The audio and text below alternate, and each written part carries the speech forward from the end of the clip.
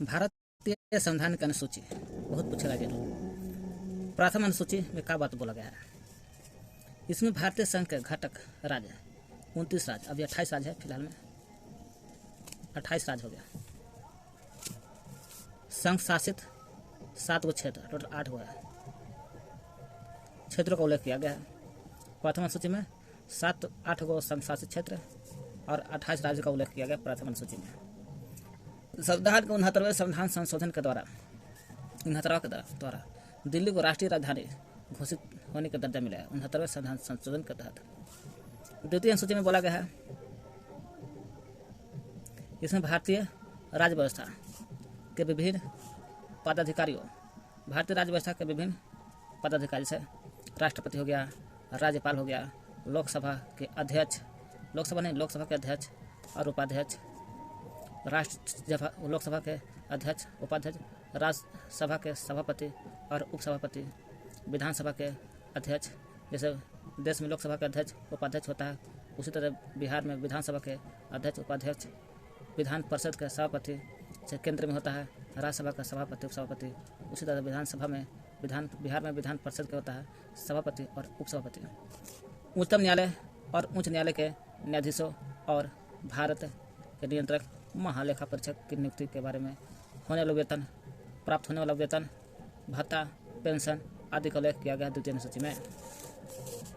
तृतीय अनुसूची में क्या बात बोला गया है? इसमें विभिन्न पदाधिकारियों जैसे राष्ट्रपति, उपराष्ट्रपति, मंत्री, उच्चतम एवं उच्च न्यायालय के न्यायाधीशों के द्वारा पद ग्रहण के समय ली जाने वाली शपथ।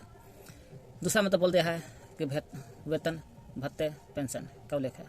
लेकिन तृतीय में बोला है कोई भी पदाधिकारी, चाहे राष्ट्रपति हो या उपराष्ट्रपति हो, मंत्री हो, कोई मंत्री हो, उच्च न्यायालय के न्यायाधीश, मंत्री, उच्च न्यायालय के न्यायाधीश द्वारा पद ग्रहण के समय ले जाने वाली शपथ। उच्चतम कोई देगा, चाहे वो राष्ट्रपति हो, उपराष्ट्रपति, मंत्री हो, कोई देगा, चाहे उच्चतम देगा या उच्च न्यायालय के न्यायाधीश देगा। उच्च न्यायालय के न्यायाधीशों द्वारा पद ग्रहण होगा तो शपथ देगा यही। चौथा अनुसूची में बात बोला गया है कि राज्यों और संघीय क्षेत्र, राज्य हो और संघीय क्षेत्र, राज्य मतलब जैसे 28 राज्य, 8 गो संघीय क्षेत्र है देश में, उसके संघीय क्षेत्रों की राज्यसभा में प्रतिनिधित्व का विवरण, राज्यसभा में प्रतिनिधित्व करा, चाहे राज्य हो या संघीय क्षेत्र हो, वो भी राज्यसभा में जाकर के प्रतिनिधित्व के रूप में विवरण दिया जा सकता है। ऐसा बात बोला है चौथा में राज्यसभा में। पांचवी बोला है अनुसूचित क्षेत्रों और अनुसूचित जनजातीय के प्रशासन और नियंत्रण के बारे में उल्लेख है। कहा कि कोई भी अनुसूचित क्षेत्र है उसका भी प्रशासन दो, और अनुसूचित जनजाति है उनका भी प्रशासन और नियंत्रण के बारे में उल्लेख किया गया है। छठी में बोला है असम, मेघालय, त्रिपुरा, मिजोरम राज्यों के जनजातीय क्षेत्र के प्रशासन के बारे में। कहा कि ठीक है, पांचवी तो बोल दिया अनुसूचित क्षेत्र और अनुसूचित जनजाति के प्रशासन नियंत्रण, लेकिन छठी में बोला है कि असम और मेघालय, असम में भी और मेघालय भी। असम कैसा जगह है पूर्वोत्तर भारत में कि सभी पूर्वोत्तर भारत से मिला है। मेघालय, त्रिपुरा, मिजोरम, असम 1, मेघालय 2, त्रिपुरा 3, मिजोरम 4 राज्यों के जो भी जनजाति है उसके क्षेत्र के प्रशासन के बारे में प्रावधान है। सातवीं बोला है केंद्र राज्यों के बीच शक्तियों का बंटवारा, केंद्र और राज्यों के बीच शक्ति का बंटवारा बोला गया है। कह रहा है सातवीं में केंद्र और राज्यों के बीच जो शक्ति है, पूछा कौन सा अनुसूची है, कहाँ से लिया गया है, तो ऑस्ट्रेलिया से लिया गया है। ऑस्ट्रेलिया यही कहेगा संघ और संघ राज्य के बीच शक्ति, तो वो लग जाएगा आपको कहाँ से, कनाडा से। एक केंद्र और राज्य संघ के बीच शक्ति का ऑस्ट्रेलिया से लिया गया है। शक्तियों का बंटवारे के बारे में दिया गया है कि केंद्र और राज्यों के बीच जो शक्ति है उसका बंटवारा, केंद्र का काम करेगा, राज्य का काम करेगा, उसके बारे में सातवीं बोला गया है। इसके अंतर्गत 3 सूची भी बनाएगा, सूची, संघ सूची और राज्य सूची, समिति सूची। संघ सूची, राज्य सूची, समिति सूची, यही है सातवीं अनुसूची में है। संघ सूची, पहला इसमें संघ सूची है, तो संघ सूची के बारे में पढ़िए। सूची में दिए गए विषय पर केंद्र सरकार कानून बनाता है। संघ सूची पर केंद्र सरकार कौन कौन, संविधान के लागू होने के समय इसमें 97 विषय था। संघ सूची में कितना विषय था? 97, लेकिन वर्तमान में 100 विषय हो गया। संघ सूची में 100 से संघ, 100 से 100, 97 था, 100 से 97। राज्य सूची में राज्य सरकार कानून बनाती है और राष्ट्रहित से संबंधित होने पर केंद्र सरकार भी कानून बना सकते हैं। राष्ट्र सूची में राज्य सरकार कानून बनाता है मेरे रूप से कि राष्ट्रहित मैंने देश के बारे में होगा कोई बात, उस पर केंद्र सरकार भी कानून बना सकता है ना। राष्ट्र सूची में संविधान लागू होने के समय इसके 66 विषय थे। राष्ट्र सूची में 66 था, इसमें 97 से 100, 66 से घट के 5, पहलका में 3 बढ़ता है और दूसरा में 66 में से 5 घटता है, 61 विषय बचता है। समवर्ती सूची के बारे में देखते हैं। इसके अंतर्गत विषय पर केंद्र सरकार और राज्य सरकार दोनों सरकार बना सकती है ना। राष्ट्र सूची में तो राज्य सूची में राज्य सरकार बनाता है, लेकिन राष्ट्र हित से संबंधित रहेगा तब बनाएगा केंद्र सरकार। लेकिन इसमें राष्ट्र हित से संबंधित ना भी रहेगा ना, तो केंद्र सरकार और राज्य सरकार दोनों सरकारें कानून बना सकती है। परंतु कानून के विषय समान होने पर, अगर दोनों कानून समान है तो केंद्र सरकार द्वारा बनाया गया कानून ही मान्य होगा। राज्य सरकार द्वारा बनाया गया कानून, राज्य सरकार द्वारा बनाया गया कानून केंद्र सरकार के कानून बनाने के साथ ही समाप्त होता है। यानी कि राज्य वाला खत्म। संविधान के लागू होने के समय समवर्ती सूची की संख्या 47 था। क्या को 1 2 3 4 गो है, तो 4 गोला 47 विषय थे। वर्तमान में बढ़ के 52 हो गया है। 7 5 5 बढ़ा है, दूसरा में 5 घटा है, दूसरा में 5 घटा है, तीसरा में 5 बढ़ गया, 47 5 52 विषय है। समवर्ती सूची का प्रावधान जम्मू कश्मीर राज्य के संबंध में नहीं है, पहले नहीं था, अब हो गया होगा। 8वीं सूची, इसमें भारत की 22 भाषाओं का उल्लेख है। कितने भाषा है? 22 भाषा का उल्लेख है। जब देश में आज़ाद हुआ तो 26 नवंबर 1949 को संविधान सभा द्वारा पारित किया गया। तब उसमें कुल 22 भाग और 395 अनुच्छेद, 8 अनुसूचियाँ थी। अभी भी 22 भाग है, 395 अनुच्छेद, लेकिन 8 की जगह पर 22 अनुसूचियाँ है। ये 22 भाग है और ये जो है 22 भाषा है। 8वीं अनुसूची में कितने भाषा है? 22 भाषा का उल्लेख किया गया है। मूल रूप से जो 22 भाषा देखिएगा पैसों पर लिखा रहता है। मूल रूप से 8वीं अनुसूची में 14 भाषा थी। पहले का थी, शुरू से जब बनल था 8वीं अनुसूची में 14 गो भाषा थी। अभी समझिए कि 8 गो भाषा बढ़ गया है। कौन कौन? 1967 में 21वां संशोधन के तहत सिंधी को जोड़ दिया गया है। 67 से सिंधी को 21वां के तहत।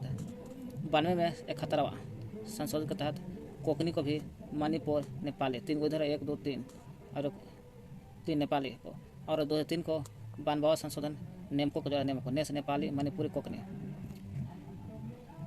नेमको। 2003 में नेमको मतलब कौन कौन? कोंकणी, ने से नेपाली, म से मणिपुरी, को कोंकणी। इसके तहत 92वां 71वां संविधान संशोधन में नेमको को जोड़ा गया है। और 2003 में 92वां संविधान संशोधन के तहत बोडोसमैन को जोड़ा है। बोस हो गया बोडो, डोस हो गया डोगरी, सस हो गया संथाली, मैस हो गया मैथिली। तो हो गया क्या को? 1 2 3 4 5 6 7 1 8 हो गया। 67 में 21वां संशोधन सिंधी को, 92 71वां के नेमको को जोड़ा गया है। 2003 92 के है ना, 2003 92 ये 92 कहेगा नेमको के, ये 92 कहेगा संशोधन के, 2003 92 को बोडोसमैन। 9वीं अनुसूची भूमि सुधार से संबंधित है। 9वीं अनुसूची संविधान में यह अनुसूची प्रथम संविधान संशोधन अधिनियम 1951 के द्वारा जोड़ी गई है। पूछा जाता है 9वीं अनुसूची किसके तहत जोड़ा गया है? जब भूमि सुधार से संबंधित है तो प्रथम संविधान संशोधन अधिनियम जो 1951 में बना गया था, इसी 1951 के तहत जोड़ा गया है 9वीं अनुसूची को। इसके अंतर्गत यानी कि 9वीं अनुसूची के अंतर्गत राज्य द्वारा संपत्ति के अधिग्रहण की विधिया को उल्लेख है। कोई भी राज्य हो, उस राज्य द्वारा संपत्ति अगर अधिग्रहण कर लिया गया है, उसको विधि के बारे में उल्लेख है किया गया है। राज्य के संपत्ति का अधिग्रहण के बारे में उल्लेख है। इन अनुसूची में सम्मिलित विषयों को न्यायालय में चुनौती नहीं दी जा सकती है। 9वीं अनुसूची जो है ना, जो भी 9वीं अनुसूची में जो भी विषय आएगा, उस विषय को न्यायालय में चुनौती नहीं दी जा सकती है। सीना है, न्यायालय में उस विषय को न्यायालय में चुनौती नहीं दी जा सकती। ना सोच ली 9वीं अनुसूची वाला। वर्तमान में इस अनुसूची में 284 अधिनियम है। कितने अधिनियम है? 284। क्या कहते हैं 9वीं अनुसूची में? 1951 के द्वारा जोड़ा गया है। और इसमें राज्य द्वारा जो भी संपत्ति अधिग्रहण कर लिया गया है, उसके विधि का उल्लेख है। 9वीं अनुसूची में जो विषयों को न्यायालय में चुनौती नहीं दी जा सकती है। वर्तमान में 9वीं अनुसूची में 284 अधिनियम है। कितना? 284। अब तक यह मान्यता थी कि संविधान की 9वीं अनुसूची में सम्मिलित कानूनों की न्यायिक समीक्षा नहीं की जा सकती है। कानून के क्या होता है? न्यायिक समीक्षा नहीं की जा सकती है। 11 कानूनों की न्यायिक समीक्षा नहीं की जा सकती है, ऐसा नवीन सूची में बोला गया था। और विषय को न्यायालय में नहीं चुनौती दी जा सकती है। कानून की भी न्यायिक समीक्षा नहीं दी जा सकती है, विषय के बारे में भी नहीं। 11 जनवरी 2007 आता है। संविधान की पीठ के एक निर्णय द्वारा यह स्थापित किया गया कि नवीं अनुसूची में सम्मिलित किसी भी कानून को, नवीं अनुसूची में जो भी कानून है, इस आधार पर चुनौती दी जा सकती है कि वह मौलिक अधिकार का उल्लंघन करता हो। नवीं अनुसूची में उसी को मौलिक अधिकार में जो उल्लंघन करेगा उसी को आपको चुनौती दी जा सकती है न्यायालय में। तथा उच्चतम न्यायालय इन कानूनों की समीक्षा कर सकता है। उच्चतम न्यायालय क्या कर सकता है? इन कानूनों की समीक्षा कर सकती है।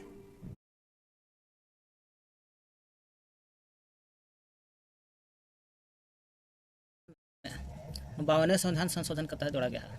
1985 के द्वारा जोड़ी गई है।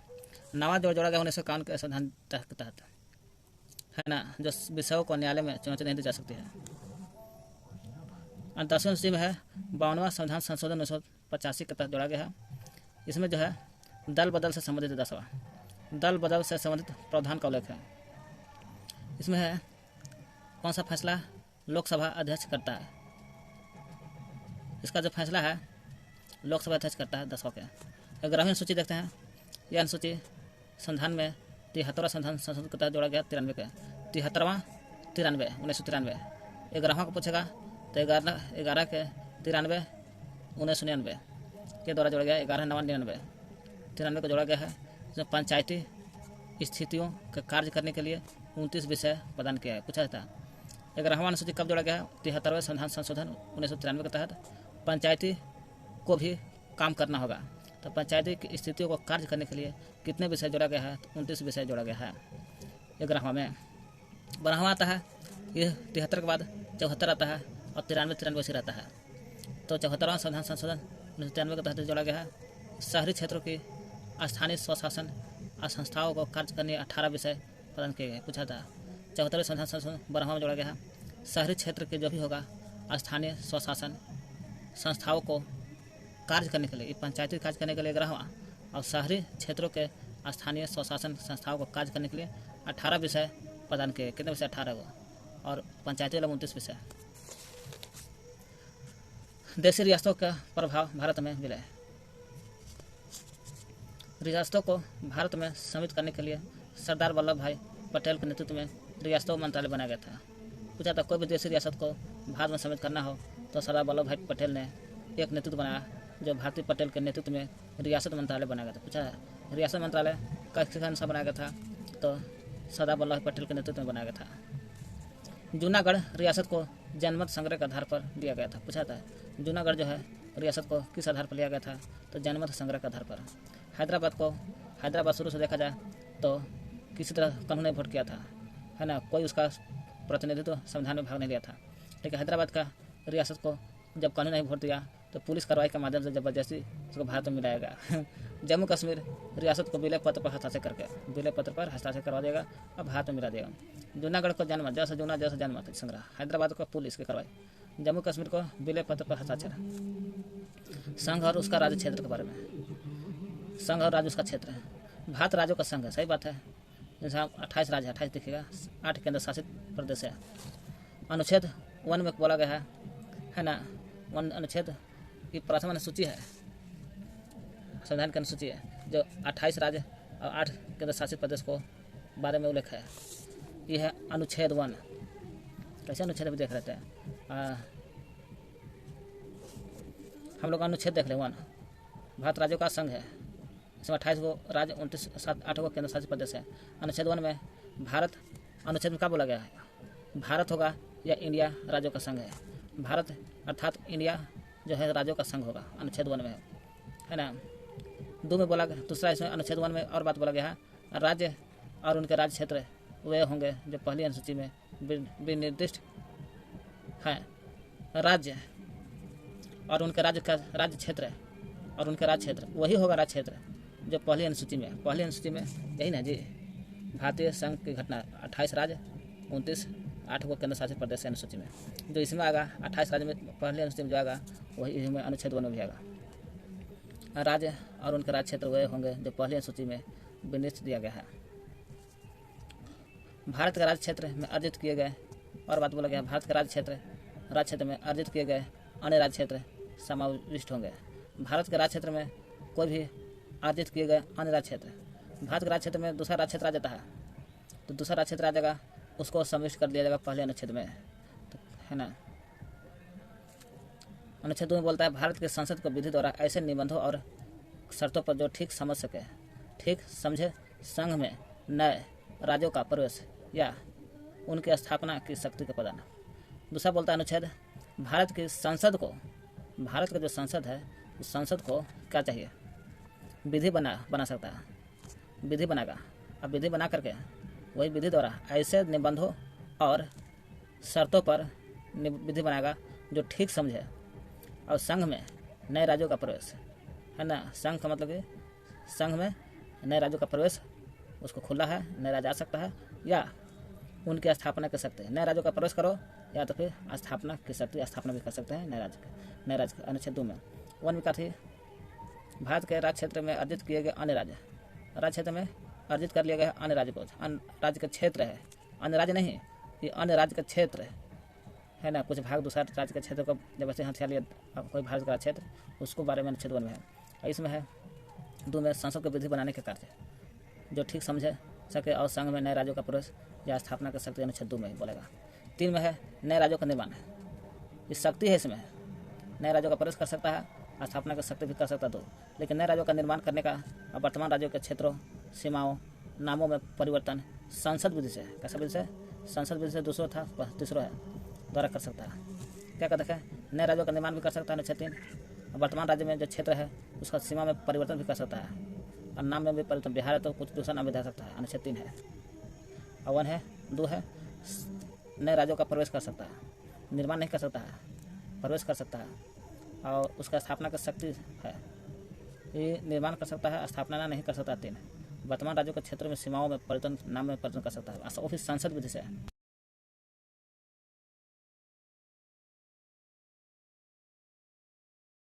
विभाजन के बाद संविधान सभा का पुनर्गठन, हमारे देश में जैसे देश में जो राज्यों का निर्माण हुआ है वो भाषा के अनुसार ही हुआ है, तो वही का देश विभाजन के बाद संविधान सभा का पुनर्गठन 31 अक्टूबर 1947 को किया गया था। ये तो हो गया है।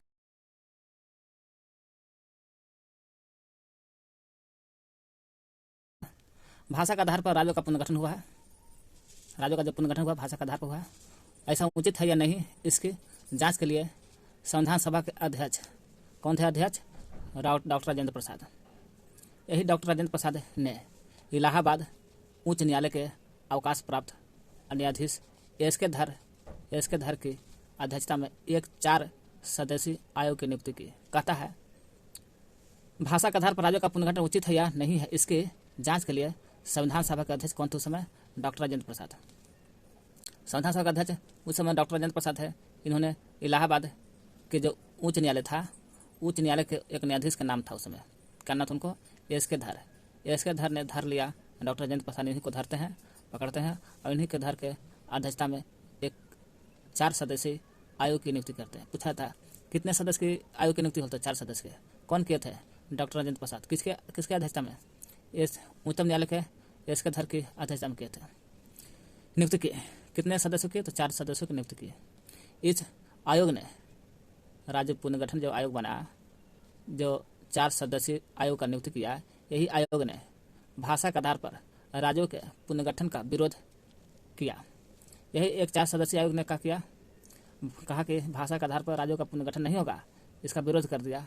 4 सदस्यीय आयोग ने विरोध किया और प्रशासनिक सुविधा के आधार पर राज्यों के पुनर्गठन का समर्थन किया। कहा कि राज्य भाषा के आधार पर राज्यों का पुनर्गठन नहीं होगा, बल्कि प्रशासनिक सुविधा के आधार पर होगा, राज्यों का पुनर्गठन होगा, ऐसा 4 सदस्यीय आयोग ने बोला। तो प्रशासन ये है, न्यायाधीश एक प्रशासन है, तो प्रशासन जैसा बात बोला। एसके धर, वही एसके धर जो न्यायाधीश है, उच्चतम न्यायालय के, इलाहाबाद उच्चतम न्यायालय के न्यायाधीश, वही धार आयोग कहला। एसके धर आयोग के निर्णयों की परीक्षा करने के लिए कांग्रेस कार्य समिति ने अपने जयपुर अधिवेशन, कौन सा अधिवेशन, जयपुर अधिवेशन में जवाहरलाल नेहरू, वल्लभ भाई पटेल और पटाभी सितार मैया की एक समिति का गठन किया गया। समिति का गठन किया गया। इस समिति ने भाषाई आधार पर राज्यों के पुनर्गठन की मांग का खारिज कर दिया। कहने का मतलब हुआ धार आयोग, एक धार आयोग था जो इसके धार की अध्यक्षता मूल था। वही धार आयोग के निर्णय की परीक्षा करने के लिए, धार आयोग का निर्णय गलत या सही, इसे परीक्षा करने के लिए कांग्रेस कार्य समिति बनना तो थी 4 सदस्य, गलत है कि सही, ऐसा क्या हुआ। धार आयोग के निर्णयों को परीक्षा करने के लिए कांग्रेस भी कम नहीं था। कांग्रेस कार्य समिति ने अपने क्या किया, जयपुर अधिवेशन गया। कहाँ गया? जयपुर अधिवेशन गया। इस जयपुर अधिवेशन में जवाहरलाल नेहरू, जयपुर अधिवेशन में क्या हुआ? जयपुर अधिवेशन स्थापना हुआ कांग्रेस ने किया था। किस लिए किया था जयपुर अधिवेशन को? धार आयोग के निर्णय को परीक्षा जांचने के लिए। तो जयपुर अधिवेशन में जवाहरलाल नेहरू, वल्लभ भाई पटेल और पट्टाभी सितार मैया 3 गो थे।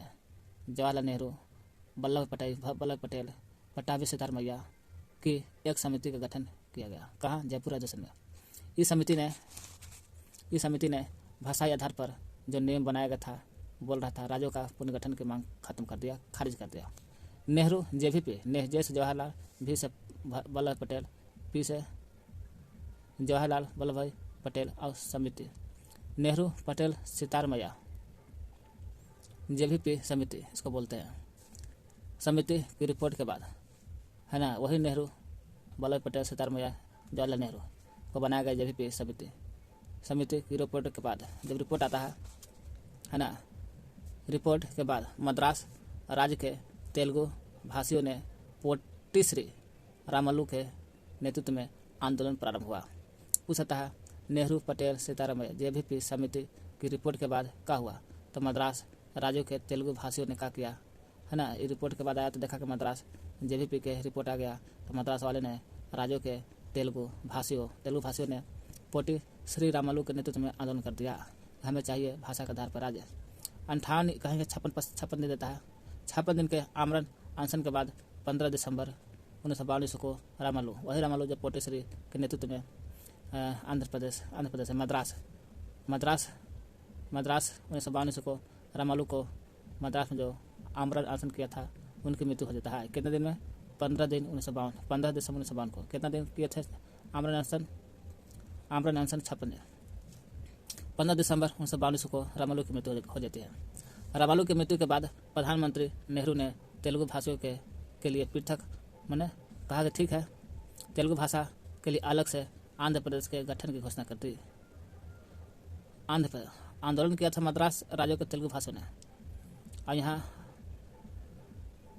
प्रधानमंत्री उस समय नेहरू जी थे। नेहरू ने तेलुगु भाषियों के लिए पृथक अलग आंध्र प्रदेश के गठन की घोषणा कर दी। ठीक है, आंध्र प्रदेश का गठन कर दिया तेलुगु। कब? 15 दिसंबर 1952 को ऐसा घोषणा किया था कि आंध्र प्रदेश को अलग तेलुगु भाषा के आधार पर किया जा सकता है। 1 अक्टूबर 1953 को आंध्र प्रदेश राज्य का गठन हो गया। पूछा जा सकता है आंध्र प्रदेश का भाषा के आधार पर पहला राज्य कौन था जो आपको भाषा के आधार पर गठित हुआ था तेलुगु भाषा? 1 अक्टूबर 1953 को था। 1 अक्टूबर 1953 को आंध्र प्रदेश राज्य का गठन हुआ था। गठन यह राज्य स्वतंत्र भारत में, जब मेरा देश आज़ाद हो गया तब के भारत में भाषा के आधार पर गठित होने वाला पहला राज्य था। उस समय आंध्र प्रदेश की राजधानी कर्नूल था। जब भाषा के आधार पर गठित होने वाला पहला राज्य आंध्र प्रदेश था। आंध्र प्रदेश का राजधानी उस समय कर्नूल था। गठन कहा तो 1 अक्टूबर 1953 को। राज्य पुनर्गठन आयोग के अध्यक्ष, राज्य पुनर्गठन आयोग के अध्यक्ष कौन थे? फजल अली थे उस समय, है ना। अली थे का राज्यों का पुनर्गठन आयोग का अध्यक्ष बनाया गया था इनको, फजल अली को। इसके अन्य सदस्य पंडित हृदयनाथ कुंजरू। पूछा जा सकता है राज्यों के पुनर्गठन आयोग के अध्यक्ष कौन थे? अध्यक्ष पूछेगा तो फजल अली थे। राज्यों के पुनर्गठन आयोग के अध्यक्ष फजल अली। और कौन कौन थे सदस्य? पंडित हृदयनाथ कुंजरू। पंडित हृदयनाथ कुंजरू को सरदार के.एम. पनिकर थे राज्यों के पुनर्गठन के सदस्य। हृदयनाथ कुंजरू सरदार के.एम. पनिकर थे। अध्यक्ष फजल अली। राज्य पुनर्गठन अधिनियम जुलाई 1956 में पास किया गया। गठन हल था आपको 1 अक्टूबर 1953 को, और राज्य पुनर्गठन अधिनियम जुलाई 1956 में पास कर दिया गया था। राज्यों का पुनर्गठन अधिनियम, राज्यों का पुनर्गठन आयोग का अध्यक्ष थे। यह अधिनियम बनल था। राज्य पुनर्गठन अधिनियम जुलाई 1956 में बनकर पास किया गया। जुलाई 1956 में पास किया गया, बन गया था। कि राज्य का पुनर्गठन अधिनियम पूछेगा, जुलाई 1956 में पास हो गया। इसके अनुसार जो राज्यों का पुनर्गठन अधिनियम जुलाई 1956 में बनकर तैयार हो गया था, इसके अनुसार भारत में 14 राज्य, 6 केंद्र शासित प्रदेश स्थापित किए गए थे। कि 14 राज्य था उस समय और 6 केंद्र शासित प्रदेश थे। किस समय? जिस समय राज्यों का पुनर्गठन अधिनियम बनकर तैयार था 1956 में। 14 राज्य, 6 केंद्र शासित प्रदेश थे। राज्य पुनर्गठन आयोग 1953 में गठित हुआ था। राज्य पुनर्गठन आयोग जो 1953 में नहीं लिखा गया, 1 अक्टूबर 1953 को आंध्र प्रदेश राज्य का गठन किया गया और उसी समय राज्य का गठन भी किया गया और राज्य पुनर्गठन आयोग का स्थापना गठित हुआ था 1953 में, जिसके अध्यक्ष थे आपको आज फजल अली थे और कौन थे? हृदयनाथ कुंजरू थे सदस्य और सरदार के एम पनकर थे। इनका राज्य पुनर्गठन आयोग के 1953 में गठित किया गया था। अध्यक्ष थे फजल अली और पंडित हृदयनाथ कुंजरू, सरदार के एम पनकर थे सदस्य। और कहेगा राज्य पुनर्गठन अधिनियम लग जाएगा 1956 में जुलाई में, और यह है अधिनियम और यह पुनर्गठन आयोग लग जाएगा 53 में। नवंबर 1954 को फ्रांस की सरकार ने अपनी सभी बस्तियां पांडिचेरी, यानाम, चंद्रनगर, केरिकल को भारत को सौंप दिया। कहा कि नवंबर 1954 के बाद है, फ्रांस की सरकार आता है 1954 में, नवंबर 1954 में फ्रांस की सरकार आता है और कहता है कि सभी बस्तियाँ जो अपना बस्तियाँ था उनका जो पांडिचेरी हथिया कर रखा था, पांडिचेरी को, यानाम को, चंद्रनगर को और केरिकल को भारत को सौंप दिया कि ले लो भाई अपना। कौन? फ्रांस की सरकार ने। कब सौंपा? 1954 में 28 मई 1956 को इस संबंध में संधि पर हस्ताक्षर भी होगा। 54 में सौंपा, नवंबर 1954 में सौंपा और 28 मई 1956 को इस संधि पर संबंध पर हस्ताक्षर भी हो जाता है। कब दोबारा ना लगेगा तो ना फ्रांस की सरकार के साथ। इसके बाद इन सभी को मिला करके, चाहे पांडिचेरी, यानाम, चंद्रनगर, केरिकल, इस चारों को मिला करके पांडिचेरी है तो पांडिचेरी संघ राज्य का गठन कर दिया गया। पूछा जा सकता है कि पांडिचेरी संघ का राज्य का गठन कब हुआ था? 1956 में, जिस समय हस्ताक्षर हुआ था। छोड़ा था कब फ्रांस ने? 1954 में। हाँ, पांडिचेरी संघ कौन कौन आ जाएंगे? पांडिचेरी, यानाम, चंद्रनगर, केरिकल। इसके बाद सभी को मिलाकर पांडिचेरी संघ राज्य क्षेत्र का गठन किया गया। भारत सरकार ने 18 दिसंबर 1961 को गोवा, दमन दीव की मुक्ति के लिए पुर्तगालियों के विरुद्ध कार्रवाई की।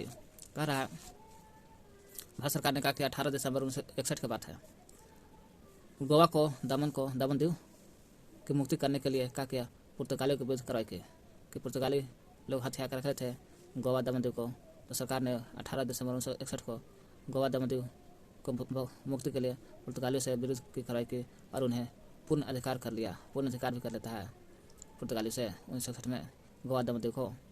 12वें संविधान संशोधन के द्वारा। कब? 12वां संविधान संशोधन के द्वारा देखा जाए और कोई संविधान संशोधन नहीं, 12वां संविधान संशोधन कर रहा। 12वें संविधान संशोधन द्वारा गोवा, दमन दीव को प्रथम परिशिष्ट में शामिल करके भारत का अभिन्न अंग बना लिया। पूछा जा सकता है भारत सरकार ने पुर्तगालियों के विरुद्ध कब कार्रवाई की? 18 दिसंबर 1961 को। किसके लिए? तो गोवा, दमन दीव को। फिर छुटकारा मिलता है कि नहीं? छुटकारा मिल जाता है। तो किस संविधान संशोधन के द्वारा भारत में मिलाया जाता है? 12वें संविधान संशोधन के तहत पूर्ण अधिकार दे दिया और गोवा, दमन दीव को प्रथम परिशिष्ट में शामिल करके भारत का अंग बना दिया गया। वर्तमान समय में भारत में 29 राज्य है, लेकिन 28 राज्य, 8 केंद्र शासित क्षेत्र है। इन्हें इस संविधान के प्रथम अनुसूची में बोला जाता है। प्रथम अनुसूची यही है।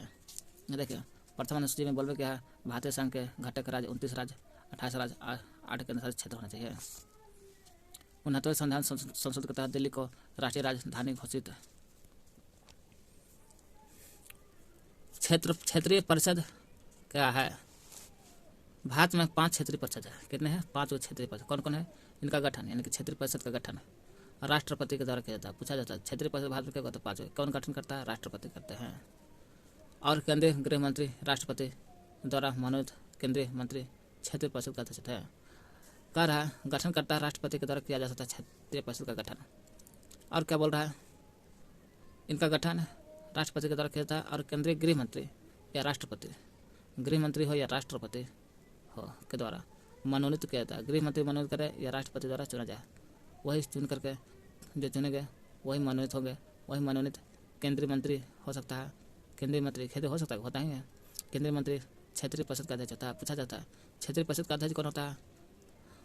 गठन तो करता है राष्ट्रपति, तो अध्यक्ष कौन बनता है? केंद्रीय मंत्री क्षेत्रीय परिषद का केंद्रीय मंत्री। केंद्रीय जो मंत्री है यही आपको केंद्रीय मंत्री जो है क्षेत्रीय परिषद का अध्यक्ष होता है केंद्रीय मंत्री। इसको चुनता कौन है? चाहे तो गृह मंत्री, केंद्रीय गृह मंत्री या राष्ट्रपति चुन सकता है केंद्रीय मंत्री को, ताकि क्षेत्रीय परिषद का अध्यक्ष बन सके। संबंधित राज्यों के मुख्य उपाध्यक्ष होते हैं। केंद्रीय मंत्री परिषद का अध्यक्ष होता है और संबंधित राज्यों के कोई भी राज्य के जो मुख्यमंत्री होता है केंद्र मुख्यमंत्री उपाध्यक्ष होता है। जैसे नीतीश कुमार होगा उपाध्यक्ष क्षेत्रीय परिषद का, जो प्रतिवर्ष बदलते रहते हैं। मुख्यमंत्री हमेशा बदलते रहते हैं। एक केंद्र सरकार संबंधों को सुधारने के लिए महत्वपूर्ण भूमिका निभाती है। क्या कहता है क्षेत्रीय परिषद? 5 क्षेत्रीय परिषद है, इसका गठन करता है राष्ट्रपति और केंद्रीय परिषद इसका अध्यक्ष होता है। केंद्रीय परिषद अध्यक्ष होता है तो केंद्रीय परिषद जो है किसके मनोनीत होता है? तो राष्ट्रपति के या गृह मंत्री के अध्यक्ष होता है। राज्यों का मुख्यमंत्री जो होता है अध्यक्ष तो मुख्यमंत्री केंद्रीय मंत्री हो गया, उपाध्यक्ष कहेगा तो मुख्यमंत्री होता है। जैसे बिहार के यह केंद्र सरकार संबंधों को सुधारने के लिए महत्वपूर्ण उपाय भाई है। NCERT क्लास 8 भाग 2।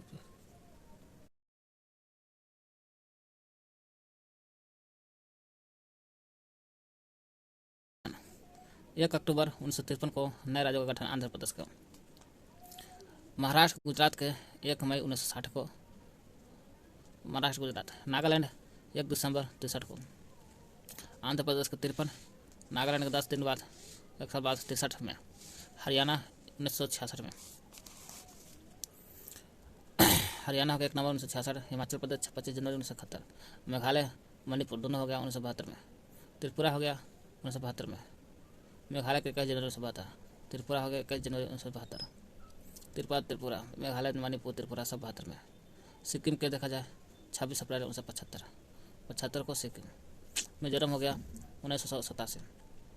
अरुणाचल हो गया 1987। मिजोरम अरुणाचल प्रदेश 87। गोवा 25 राज्य बनल था 30 मई 1987। 25 राज्य गोवा 30 मई 1987। और 1961 में इसको है ना 1861 में क्या था? भारत सरकार ने 18 दिसंबर 1961 को गोवा दामन द्वीप मुक्ति कर लिया। पत्रकारिता की कार्रवाई किया था और दामन द्वीप को गोवा को भारत का भिन्न मान लेता है। वही कह रहा गोवा 25 राज्य 30 मई 1987। छत्तीसगढ़ 26 था 626 1 नवंबर 2000 को। 1 नवंबर को। उत्तराखंड का 27 राज्य 9 नवंबर 2000। झारखंड 28 राज्य 15 नवंबर 2000 को। तेलंगाना 29 राज्य 2 जून 2014 को। 1 दिन देता है 2 जून। छत्तीसगढ़ गोवा 30 मई 1987। छत्तीसगढ़ 26 वो 1 नवंबर को। उत्तराखंड 9 नवंबर। झारखंड 15 नवंबर। आगे देखते हैं क्षेत्रीय परिषद चल रहे थे हम लोग ना। क्षेत्रीय परिषद को 1956 से राज्य पुनर्गठन अधिनियम के तहत स्थापित कर दिया था। पूछा जाता है क्षेत्रीय परिषद को कब अधिनियम करता है? तो 1956 से राज्य पुनर्गठन अधिनियम बनल था ना, उसी के तहत स्थापित किया था ना बनल था। देखिए राज्य पुनर्गठन अधिनियम जुलाई 1956 में बना और पुनर्गठन राज्य पुनर्गठन आयोग 1953 में 6 गो राज्य था, 6 केंद्र शासित प्रदेश था। इसी के तहत क्षेत्रीय परिषद का गठन होता है। क्षेत्रीय परिषद का गठन उसी के तहत राज्य पुनर्गठन अधिनियम के तहत होता है। लिखा है क्षेत्रीय परिषद को 1956 के राज्य पुनर्गठन अधिनियम के तहत स्थापित कर दिया था। पहला उत्तरी क्षेत्रीय परिषद 5 गो क्षेत्रीय परिषद है ना, 5 को देखिए उत्तर को बताता है मध्य क्षेत्रीय परिषद, फिर पूर्वी क्षेत्रीय परिषद, पश्चिमी क्षेत्रीय परिषद, दक्षिण क्षेत्रीय परिषद आता है। उत्तरी में उत्तर प्रदेश, मध्य प्रदेश, उत्तराखंड, छत्तीसगढ़ आता है। पूर्वी क्षेत्रीय परिषद में बिहार, पश्चिम बंगाल, उड़ीसा, झारखंड, असम, सिक्किम, मणिपुर, त्रिपुरा, मेघालय, नागालैंड, अरुणाचल प्रदेश, मिजोरम है। पश्चिम में गुजरात, महाराष्ट्र, गोवा, दमन दीव, दादरा नगर हवेली सब संघ हवेली पश्चिमी क्षेत्र में आते हैं। दक्षिण क्षेत्रीय परिषद आंध्र प्रदेश, तेलंगाना, केरल, कर्नाटक, तमिलनाडु, पुदुचेरी। भारत में गठित क्षेत्रीय परिषद क्या है? क्षेत्रीय परिषद का मुख्यालय लेकिन उत्तरी क्षेत्रीय परिषद 5 घर राज्य। उत्तरी क्षेत्रीय परिषद का मुख्यालय कहाँ पड़ेगा? तो नई दिल्ली उत्तर में प्रभुत्व करता है। मध्य क्षेत्रीय परिषद का इलाहाबाद, मध्य में बीच इलाहाबाद उत्तर प्रदेश। पूर्वी क्षेत्र का कोलकाता, पूर्व में तुमको कोलकाता पश्चिम बंगाल में है। पश्चिमी क्षेत्रीय परिषद मुंबई, पश्चिम में मुंबई है या गुजरात भी कह सकता है। दक्षिण क्षेत्रीय परिषद चेन्नई। उत्तरी क्षेत्रीय परिषद का नई दिल्ली। पूर्व मध्य क्षेत्रीय परिषद इलाहाबाद, पूर्वी क्षेत्रीय परिषद कोलकाता, पश्चिमी क्षेत्रीय परिषद मुंबई, दक्षिण क्षेत्र पश्चिम चेन्नई। नेक्स्ट, भारतीय संविधान के भाग क्या कहा जा रहा है तुम लोग। संघ एवं उसका राज्य क्षेत्र 1 से 4 तक। हाँ, भारतीय भाग 1 में बोलेगा संघ एवं उसका राज्य क्षेत्र 1 उससे लेकर 4 तक, है ना। नागरिकता कहेगा तो 5 से 11 तक। भाग 2 में कहेगा नागरिकता, ये तो भाग है 2 में कहेगा नागरिकता 5 से 11। मौलिक अधिकार भाग 3 में मौलिक अधिकार 12 से 35। मौलिक अधिकार 12 से 35। नीति द्वितीय सतत जो आयरलैंड से लिया गया है 36 से 51। मौलिक अधिकार 12 से 35। चौथा का मूल कर्तव्य 51 के कम है। संघ चौथा का मूल कर्तव्य 51 के का। 5वां संघ 52 से 151 तक संघ। राज्य छठा हो गया भाग 6 में राज्य के 152 से 237। पहले अनुसूची भाग 7 में पहले अनुसूची के भाग ख के राज्य 238 से निरसित। 28 में 8वां संघ राज्य क्षेत्र। पहला संघ उसका राज्य क्षेत्र 1 से 4। यह है संघ राज्य क्षेत्र 239 से 242। पंचायतें 243 क से न तक। पंचायतें। नगर पालिका 9 का नगर पालिका भाग 9 पंचायती से संबंधित है 243 का न आड़ा तक।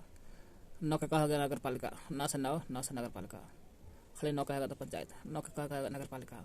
243 आड़ा के बाद त से शुरू होता है। त से लेकर 243 छ तक। यह तक 43 का त से 43 का च नगर पालिका। 9 का ख सहकारी समितियाँ 243 के यज से लेकर यन तक। अनुसूचित एवं अनुसूचित जनजाति क्षेत्र 244 से 244 का। अनुसूचित जनजाति क्षेत्र 244 से 244 का। संघ और राज्य के बीच संबंध। संघ हो राज्य के बीच संबंध हो 245 से 263। यही है संघ राज्य क्षेत्र 239 से 242। और यह है संघ है और उसका राज्य क्षेत्र 1 से 4 तक। और संघ और राज्य के बीच संबंध होना है 245 से 263। वित्त भाग 12 में वित्त संपत्ति संविधान और विवाद 264 से 300 का। भारत के राज्य क्षेत्र के भीतर व्यापार होना चाहिए। भीतर व्यापार अवन्य और समागम 301 से 307। संघ और राज्यों के अधीन सेवाएं 308 से 323। संघ एवं राज्यों के अधीन सेवाएं 308 से 323। 14 का कर अधिकरण 323 के क से 323 के ख। 14 का अधिकरण 23 के क से 23 के ख। 15 निर्वाचन 24 से 329। निर्वाचन होगा 15 के 324 से 329। कुछ वर्गों के संबंध में विषय उपबंध 330 से 342। कुछ वर्गों के संबंध में विषय उपबंध 330 से 342। 17 का राज्य 17 हो गया भाग 17 राजभाषा से है। राजभाषा 17 343 से 351। 343 से 351 राजभाषा 17 के। अब 18 भाग 18 में आपात उपबंध 352 से 360 आपात। 18 में आपात उपबंध 352 से 360। 19 प्रकीर्ण 361 से 367। 19 में प्रकीर्ण 361 से 67। 20 में संविधान संशोधन 368। संविधान संशोधन 368। 20 हो गया संविधान संशोधन 368। अस्थायी संक्रमण कालीन और विशेष उपबंध 369 से 392।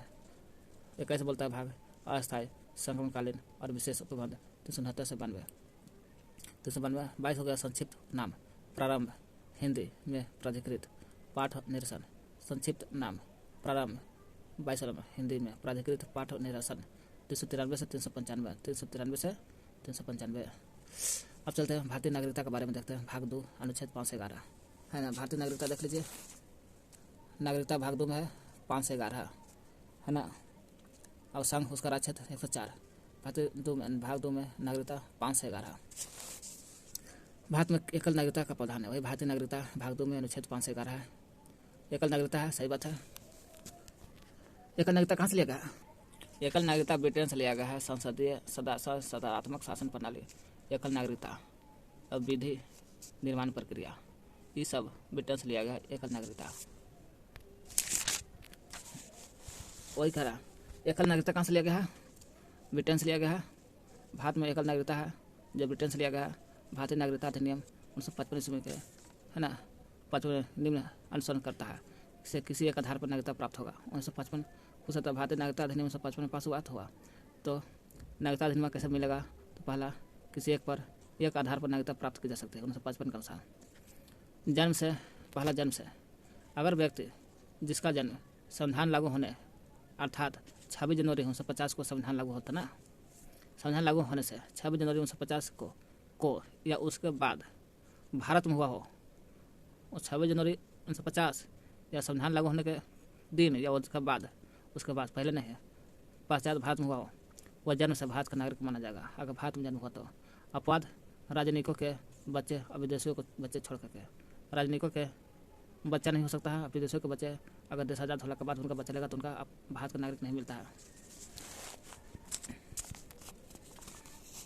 दूसरा, वंश परंपरा द्वारा नागरिकता।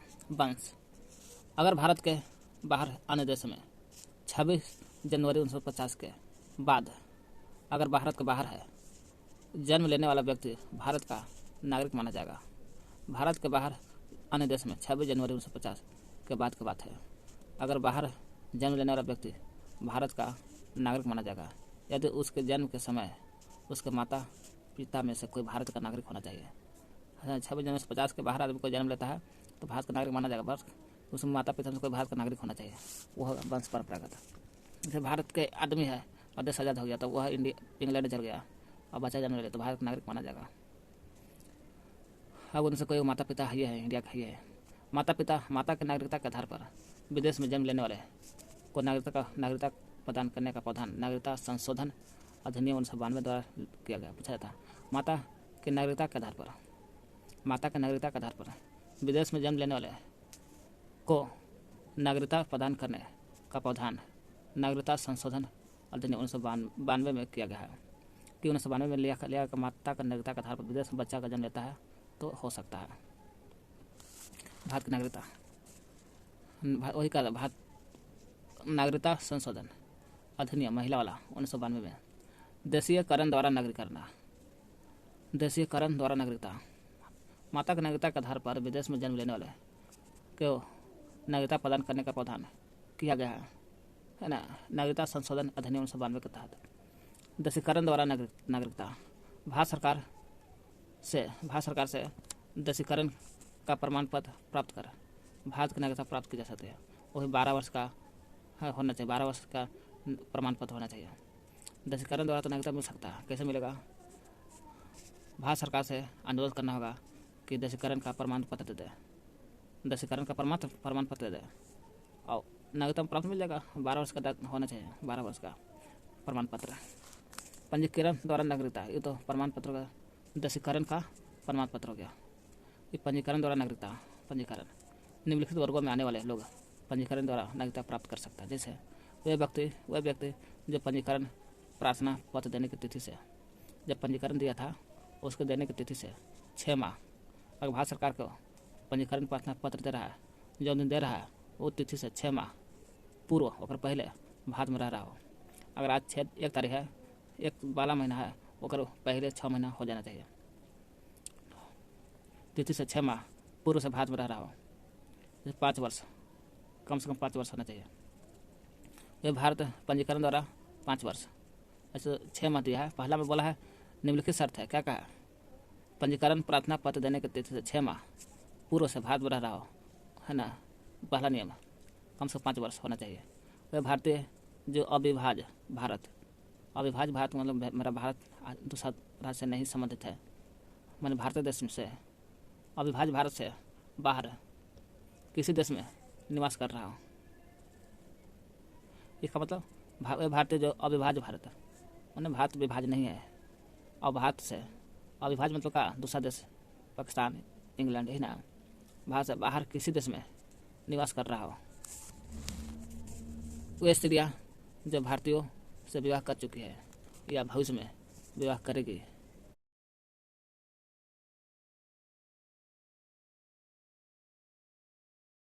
भारतीय जो अविभाज्य भारत से बाहर किसी देश में निवास कर रहे हों, वे स्त्रियां जो भारतीयों से विवाह कर चुकी हो या भविष्य में विवाह करेगी, वे भारतीय नागरिकों के नाबालिग बच्चा किसका? भारतीय नागरिक हो, है ना।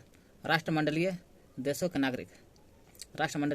नागरिक जो भारत में रहते हो या भारत सरकार की नौकरी कर रहे हो, आवेदन पत्र देकर भारत की नागरिकता प्राप्त कर सकते हैं। राष्ट्रमंडलीय देशों के नागरिक हो या जो भारत में रहते हों या भारत सरकार की नौकरी कर रहे हों, आवेदन पत्र देकर भारत की नागरिकता प्राप्त कर सकते हैं। ये हो गया आपको किसके अंतर्गत आता है? पंजीकरण द्वारा नागरिकता।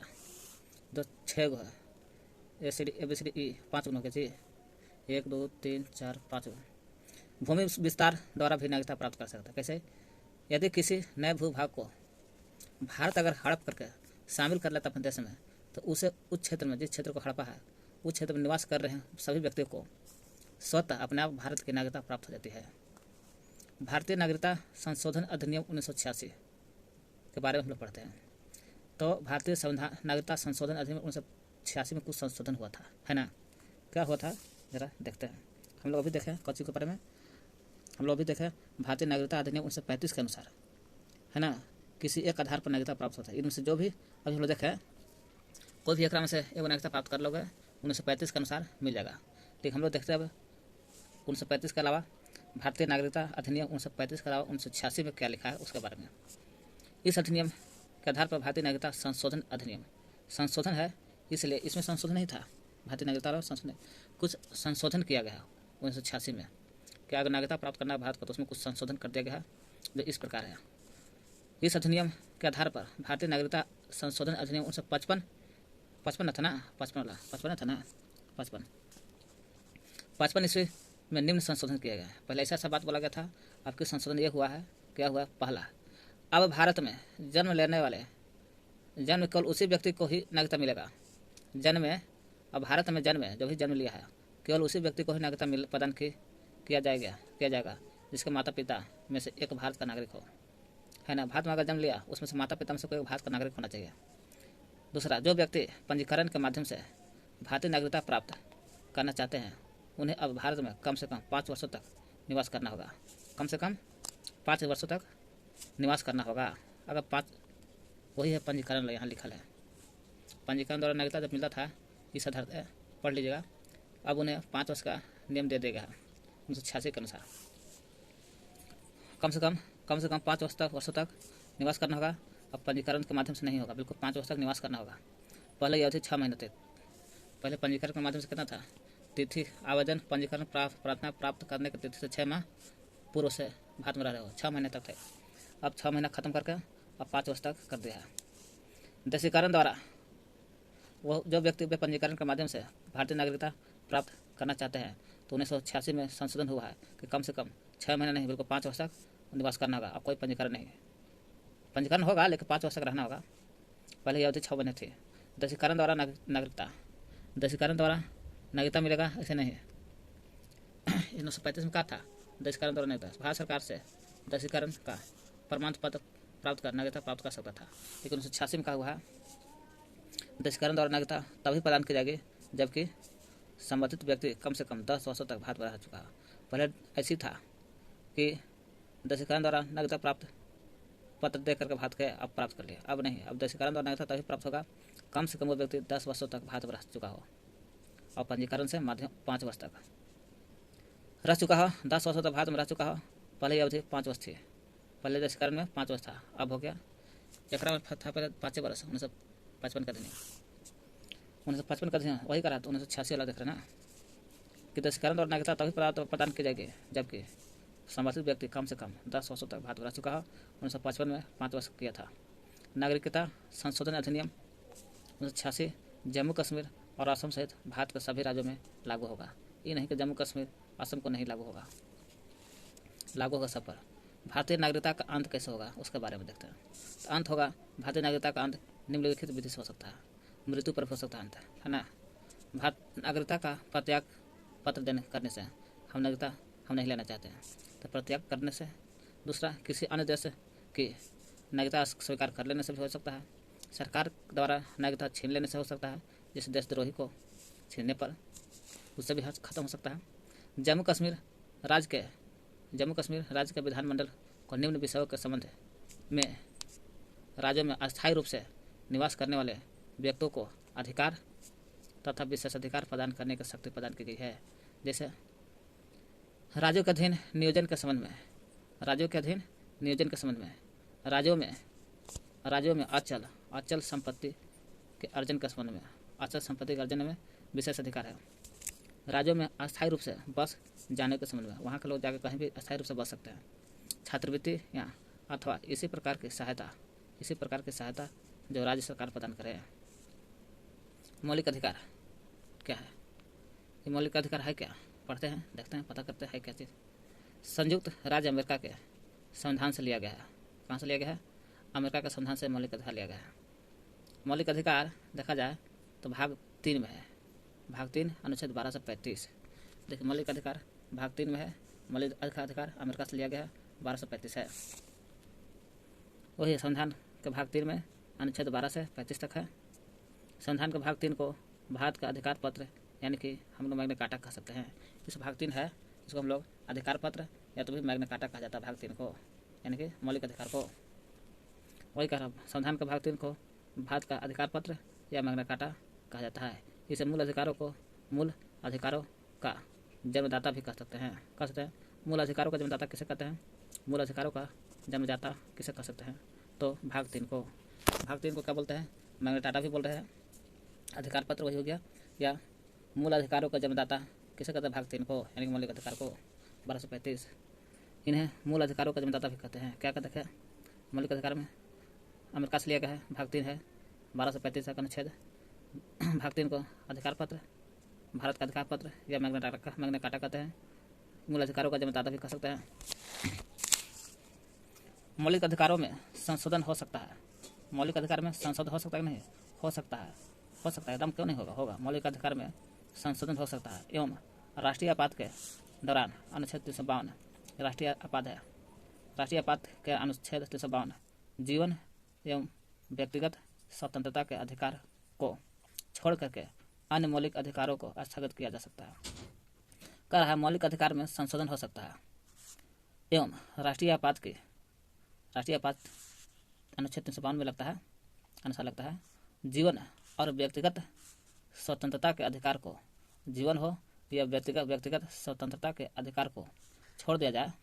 जीवन के बारे में व्यक्तिगत स्वतंत्रता के अधिकार को छोड़ करके अन्य मौलिक अधिकारों, जीवन के और व्यक्तिगत स्वतंत्रता के अधिकार को छोड़कर अन्य मौलिक अधिकार को स्थगित किया जा सकता है। सभी मौलिक अधिकार को स्थगित किया जा सकता है, यही है संशोधन। लेकिन राष्ट्रीय आपात अनुच्छेद 352 जीवन व्यक्तिगत स्वतंत्रता को नहीं संशोधित किया जा सकता है। मूल संविधान में 7 मौलिक अधिकार था। कितना था? 7 हो। लेकिन 44वें संविधान संशोधन 1978 के द्वारा, कौन सा?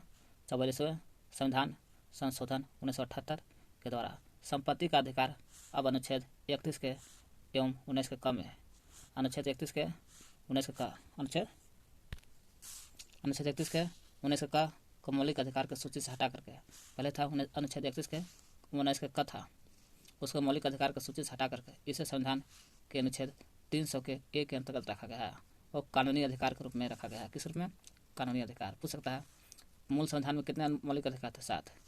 44वां संविधान संशोधन 1978 के द्वारा किसे हटाया गया? संपत्ति का अधिकार अनुच्छेद 31 के जो 19 के क था उसको हटा दिया है। हटा करके सूची से हटा कर कहाँ रखा है? अनुच्छेद 300 के ए में रख दिया, 300 के में। अब क्या बना दिया गया है? संपत्ति के अधिकार को कानूनी अधिकार रूप में दे दिया है।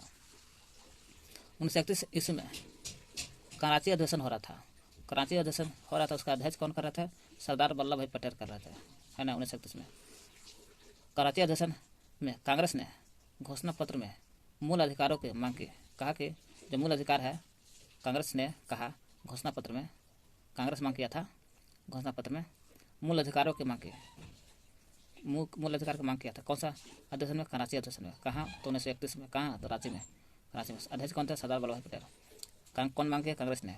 क्या मांग किए थे? घोषणा पत्र में क्या मांग किए थे? मूल अधिकारों की मांग किए थे। मूल अधिकारों का प्रारूप जवाहरलाल नेहरू ने बनाया था। कौन? पूछा था मूल अधिकारों का प्रारूप कौन बनाया था? तो मूल अधिकारों का जो प्रारूप था पंडित जवाहरलाल नेहरू ने बनाया था। अध्यक्ष कौन थे? सरदार वल्लभ भाई पटेल।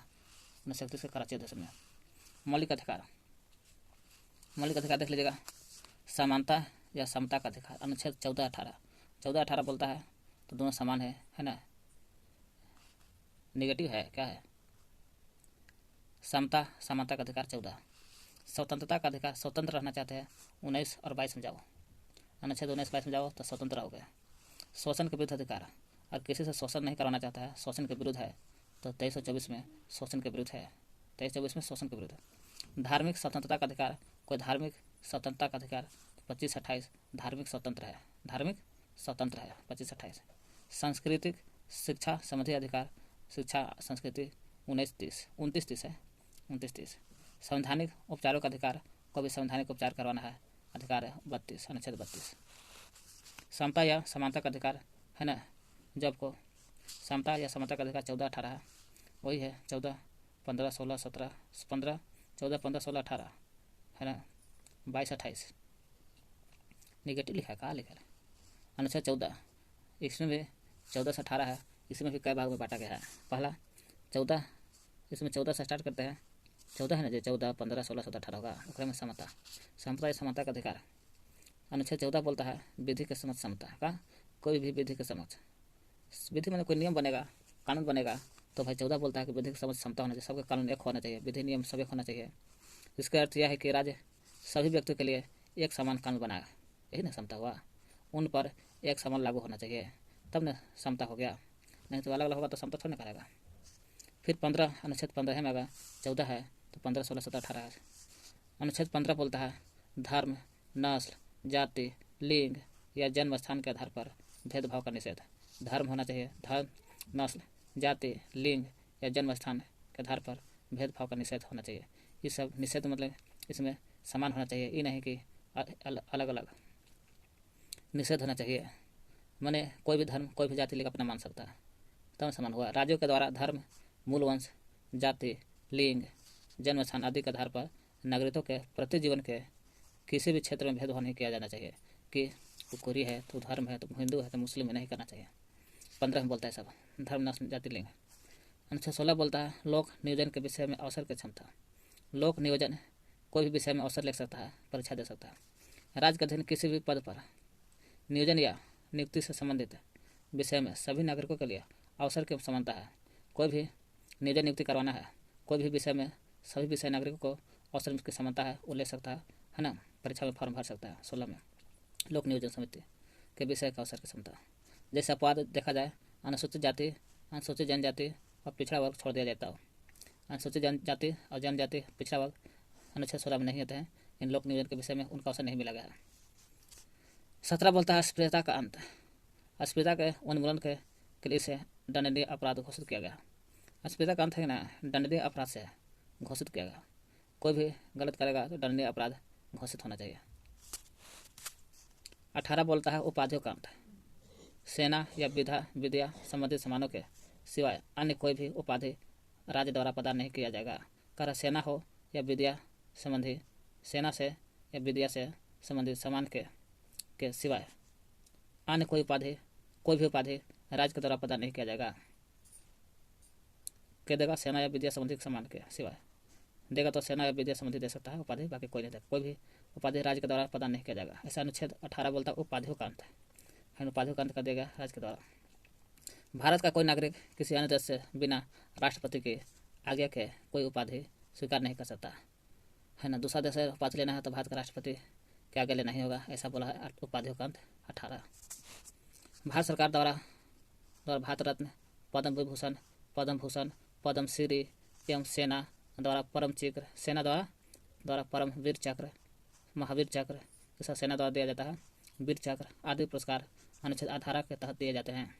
पूछा जाता है उपाधियों का अनुच्छेद 18 के तहत भारत रत्न दिया जाता है भारत सरकार द्वारा भारत रत्न, और क्या दिया जाता है पद्म विभूषण, पद्म भूषण, विभूषण भूषण, पद्म श्री, ये सब भारत सरकार द्वारा दिया जाता है। और सेना द्वारा दिया जाता है परमवीर चक्र, परमवीर चक्र हो गया सेना द्वारा, महावीर चक्र हो गया, वीर चक्र हो गया। ये सब अनुच्छेद 18 के तहत दिया जाता है। स्वतंत्रता का अधिकार क्या है? अनुच्छेद 19 बोलता है, क्या बोलता है अनुच्छेद, देखते हैं। मूल संविधान में 7 तरह के स्वतंत्रता का उल्लेख था। अनुच्छेद 19 बोलता है, जानते हैं 19 के कब में था?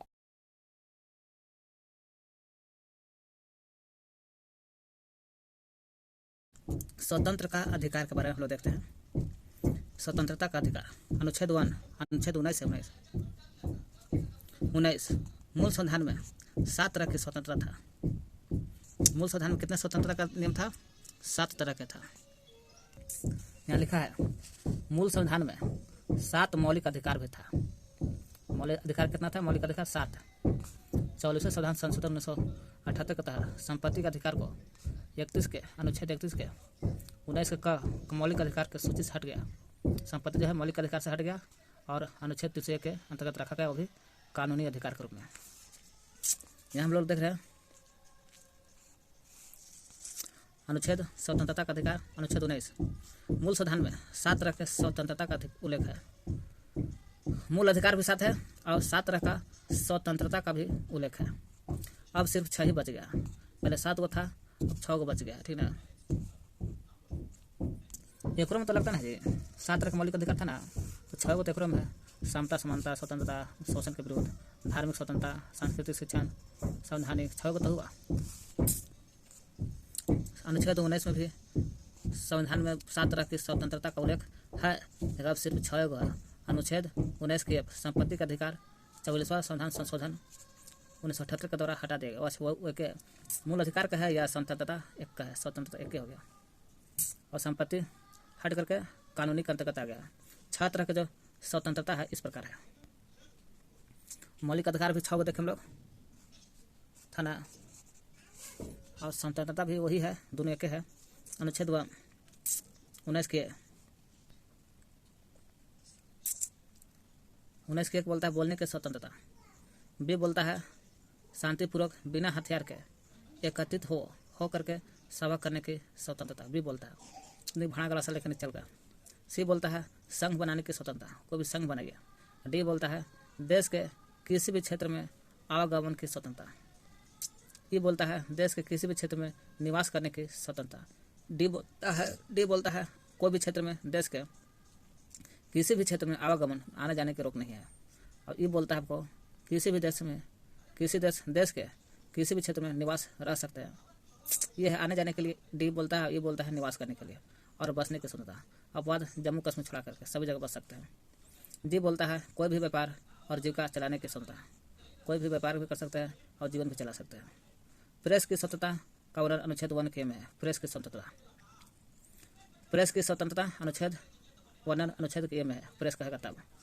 ये जो है संपत्ति का अधिकार जो है 7 मौलिक अधिकार था। 44वें संविधान संशोधन 1978 के तहत संपत्ति के अधिकार को हटा करके संपत्ति का अधिकार पहले था अनुच्छेद 31 के एवं 19 के क में था।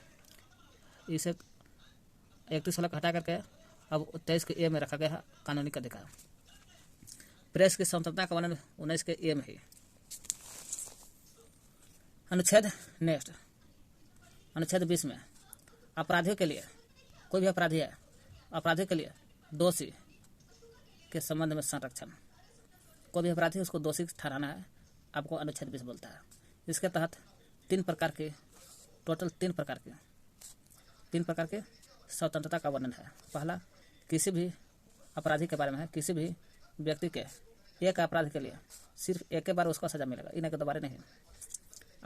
दूसरा अपराध करने के समय जो कानून है उसी के तहत सजा मिलेगी, ना कि पहले वाला और ना बाद वाला में बनने वाले कानून के तहत।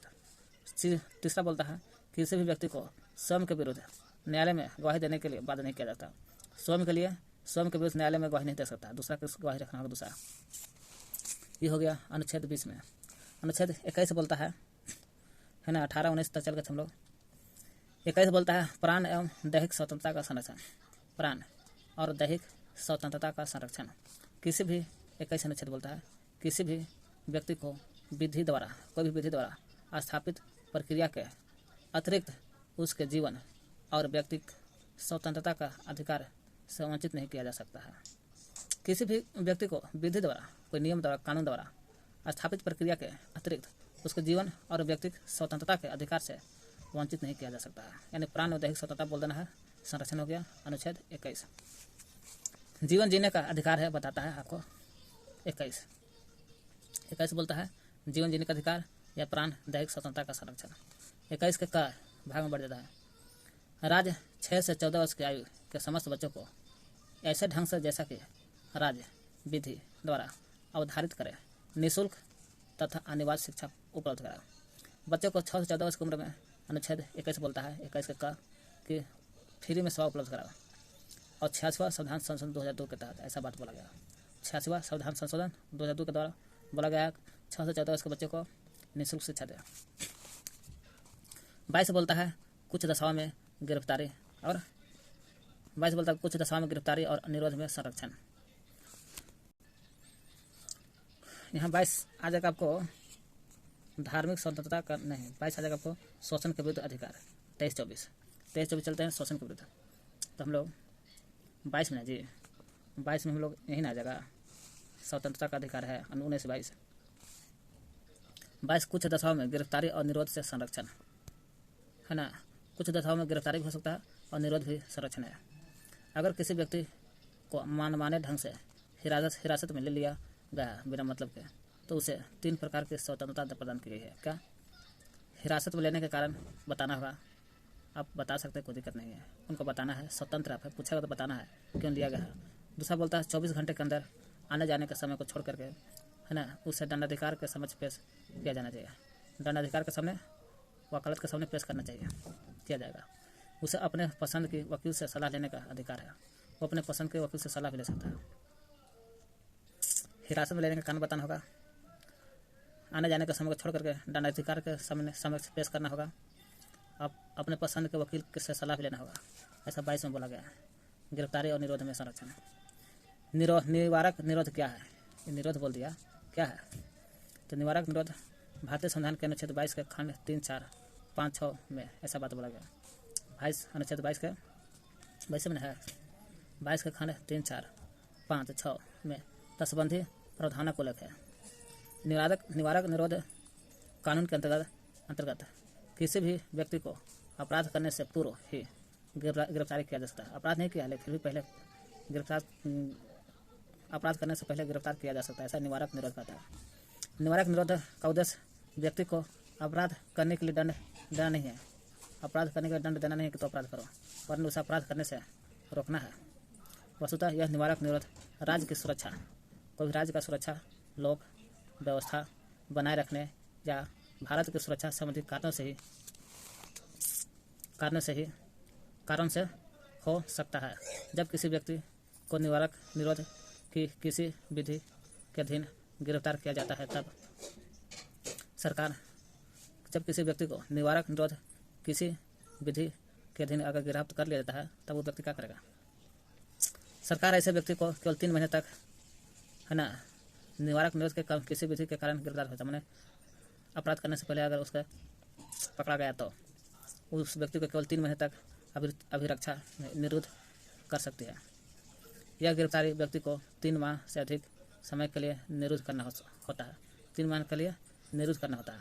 इसके लिए सलाहकार बोर्ड का प्रतिवेदन प्राप्त करना पड़ता है। सलाहकार जो बोर्ड है उसी से बोर्ड से प्रतिवेदन प्राप्त करना पड़ता है।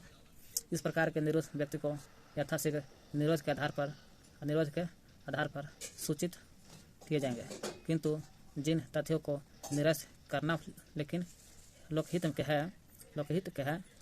के विरुद्ध समझा जाएगा उन्हें प्रकट करना आवश्यक नहीं है। निरस्त करना लोकहित के लिए विरुद्ध समझा जाएगा लेकिन प्रकट करना आवश्यक नहीं है। निरुद्ध व्यक्ति को निरोध आदेश के विरुद्ध अभ्यावेदन करने के लिए शीघ्र अवसर दिया जाना चाहिए।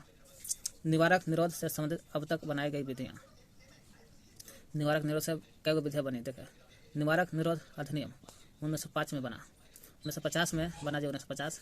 भारत की संसद ने 26 फरवरी 1950 ईस्वी को पहला निवारक निरोध अधिनियम पारित किया गया।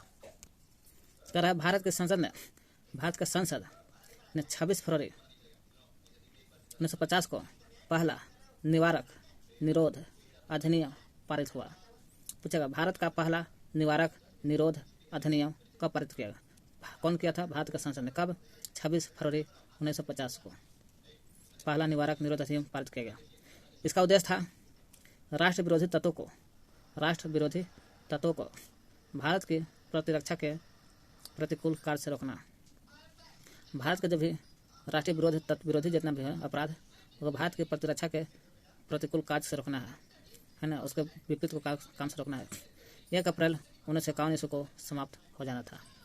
जब भारत के संसद ने 26 फरवरी 1950 को पहला निवारक निरोध अधिनियम पास हुआ तो 1 अप्रैल 50 में हुआ। 1 अप्रैल 1951 ईस्वी को समाप्त हो जाना था, किंतु समय समय पर इसका जीवन काल बढ़ता जाता रहा। अंततः 1 अप्रैल को 1951 को समाप्त नहीं होता है, बल्कि 31 दिसंबर 1971 को समाप्त होता है। 20 वर्ष के बाद खत्म होता है। 31 दिसंबर 1971 को समाप्त होता है। क्या कहते हैं, निवारक निरोधक अधिनियम पहला बना था, भारत संसद ने बनाया 26 फरवरी 1950 को, है ना। पहला निवारक निरोधक अधिनियम बना, उसको खत्म होना चाहिए था 1 अप्रैल 1951 को, खत्म होता है 31 दिसंबर 1971 को। आंतरिक सुरक्षा व्यवस्था अधिनियम 1971, मीसा बोलते इसको, आंतरिक सुरक्षा व्यवस्था अधिनियम 1971 मीसा। 44वें संविधान संशोधन 1979 के तहत इसके प्रतिकूल था और इस कारण अप्रैल 1979 में यह समाप्त हो गया।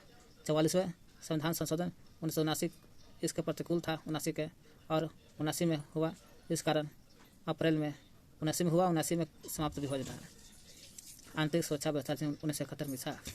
विदेशी मुद्रा सुरक्षा संरक्षण और तस्करी निरोध अधिनियम 1974, विदेशी मुद्रा संरक्षण व तस्करी निरोध अधिनियम, विदेशी मुद्रा संरक्षण तस्करी निरोध अधिनियम 1974 में। पहले इसमें तस्करों के लिए नज़रबंदी की अवधि 1 वर्ष थी। 1974 जो बना, पहले इसमें तस्करों के लिए नज़रबंदी की अवधि कितना था, 1 वर्ष थी, जिसे 13 जुलाई 1984 को एक अध्यादेश के द्वारा बढ़ाकर 2 वर्ष कर दिया गया। 13 जुलाई 1984 को अध्यादेश मिला कि 2 वर्ष बढ़ा दो, किसको, इसी को विदेशी मुद्रा संरक्षण तस्करी निरोधक अधिनियम 1974 को 2 वर्ष बढ़ा दो। कब बात बोला गया, 13 जुलाई 1984 को। राष्ट्रीय सुरक्षा कानून 1980, राष्ट्रीय सुरक्षा कानून 1980 जम्मू कश्मीर के अतिरिक्त अन्य सभी राज्य में लागू होगा। कौन, राष्ट्रीय सुरक्षा कानून जम्मू कश्मीर के छोड़ करके सभी जगह लागू होगा, राष्ट्रीय सुरक्षा कानून 1980। आतंकवादी एवं विध्वंसकारी गतिविधियाँ निरोधक कानून, टाडा बोलते हैं। आतंकवादी विध्वंसकारी गतिविधियाँ निरोधक कानून, टाडा निवारक निरोधक व्यवस्था के अंतर्गत अब तक जो कानून बने हैं उनमें से यह सबसे अधिक प्रभावी था, महत्वपूर्ण है। जितना भी निवारक निरोधक का समय कानून बना है, सबसे महत्वपूर्ण यही टाडा। अभी अधिक प्रभावी और सर्वाधिक कठोर कानून भी टाडा है। 23 मई 1995 को समाप्त कर दिया टाडा को, समाप्त। टाडा 23 मई 1995 को खत्म। पोटो आता है, जो प्रिवेंशन ऑफ टेररिज्म ऑर्डिनेंस 2001 में पोटो बनकर तैयार था, 2001 में। इसे 25 अक्टूबर 2001 को लागू किया गया। कब, पोटो पूजा कब लागू होता है, 25 अक्टूबर 2001 को निवारक निरोध से संबंधित सब है लागू हुआ। पोटो टाडा के ही एक रूप है, ये जो पोटो है इसी टाडा का ही रूप है माना जाता है, दूसरा भाई है, जो 25 अक्टूबर 2001 को लागू। पोटो टाडा का ही एक रूप है। इसके अंतर्गत कुल 23 आतंकवादी गुटों को प्रतिबंधित किया गया। कितना, 23 आतंकवादी जो गुट है इसको प्रतिबंध किया गया टाडा में, पोटो में 23 आतंकवादी और आतंकवादियों से संबंधित सूचना को छिपाने वाले को भी दंड देने का प्रावधान है। आतंकवादी को तो मिल भी करेगा, जो आतंकवादी को छुपाएगा उसको भी दंड मिलेगा। पुलिस शक के आधार पर किसी को भी गिरफ्तार कर सकता है। पोटो के अनुसार पुलिस शक के आधार पर कोई को भी गिरफ्तार कर सकता है, किंतु बिना आरोप पत्र के 3 माह के से अधिक नहीं रख सकता है। गिरफ्तार तो कर सकता है बिना पूछे पाछे शक के आधार पर, लेकिन 3 माह से अधिक रख भी नहीं सकते, बिना मतलब के, बिना आरोप के 3 महीने से अधिक रख भी नहीं सकते पोटो के अनुसार। पोटो के अंतर्गत गिरफ्तार व्यक्ति हाई कोर्ट या सुप्रीम कोर्ट में अपील कर सकता है। गिरफ्तार हुआ तो कल भी करेगा वो, लेकिन यह अपील भी गिरफ्तारी के 3 माह बाद ही हो सकता है। क्यों, क्योंकि बिना मतलब के गिरफ्तार हुआ है, फिर भी 3 महीने के बाद तो अपील कर सकता है केस में, वकील में, कोर्ट या हाई कोर्ट में, लेकिन यह अपील भी गिरफ्तारी के 3 माह बाद ही हो सकता है। पोटो 28 मार्च 2002 को अधिनियम बनने के बाद पोटा हो गया। पहले पोटो था, पोटो बनल था तो 25 अक्टूबर 2001 से, और 28 मार्च 2002 को पोटा बचा था, पोटा प्रिवेंशन ऑफ टेररिज्म एक्ट होगा। 21 सितंबर 2004 इसको अध्यादेश के द्वारा समाप्त। पोटो बनता है 25 अक्टूबर 2001 को, अब पोटा बन जाता है 28 मार्च 2002 को, और खत्म होता है 21 सितंबर 2004 को। शोषण के विरुद्ध अधिकार के बारे में देखते हैं।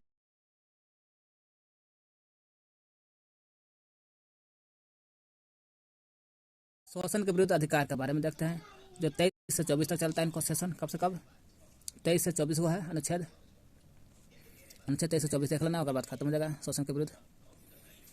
अनुच्छेद 23 बोलता है मानव के दुर्व्यापार और बलात् श्रम का प्रतिषेध।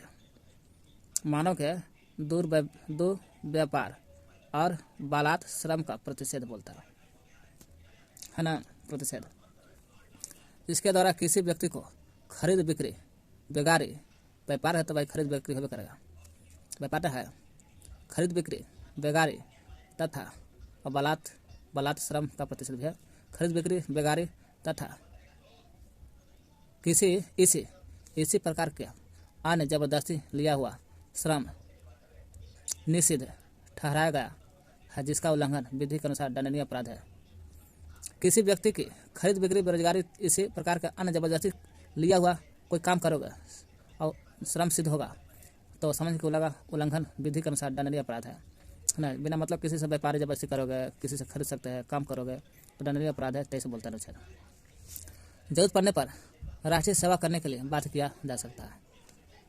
और बोलता है अनुच्छेद 23 कि जरूरत पड़ने पर राष्ट्रीय सेवा, हमारे देश में कुछ काम करना पड़ेगा, दूसरा देश से लड़ना होगा तो उसके लिए बाध्य किया जा सकता है, आपको बुला करके लड़वाया जा सकता है। अनुच्छेद 24 बोलता है कि बालकों के नियोजन का प्रतिषेध है ना, बालकों के नियोजन के लिए प्रतिषेध है। 14 वर्ष से कम आयु वाले किसी बच्चे का कारखाने, खानों या अन्य किसी जोखिम भरे काम करने पर नियुक्ति नहीं किया जा सकता। कहीं किसी बच्चे को काम कराओगे, पकड़ा जाओगे, दंडनीय अपराध है, 24 बोलता है। बालकों के नियोजन का प्रतिषेध, ये हो गया। 23-24 था, 24 हो गया। अब चलते हैं शोषण के विरुद्ध। 23-24 था, 23-24 खत्म। शोषण के विरुद्ध 23-24 था, खत्म। 23 बोलता है मानव के दुर्व्यापार और बलात् श्रम। 24 बोलता है 14 वर्ष से कम वाले बच्चे को किसी के कंपनी में काम नहीं कर सकते। अब चलते हैं हम लोग धार्मिक स्वतंत्रता का अधिकार 25-28। धार्मिक स्वतंत्रता का अधिकार 25-28। अनुच्छेद 25 अंतःकरण की और धर्म के अबाध रूप से मानने और आचरण और प्रचार करने की स्वतंत्रता। 25 बोलता है अंतःकरण की और धर्म के अबाध होना चाहिए, कोई घाटा वाला चीज़ नहीं होना चाहिए। अबाध रूप से कोई का बाध नहीं होना चाहिए, अबाध होना चाहिए।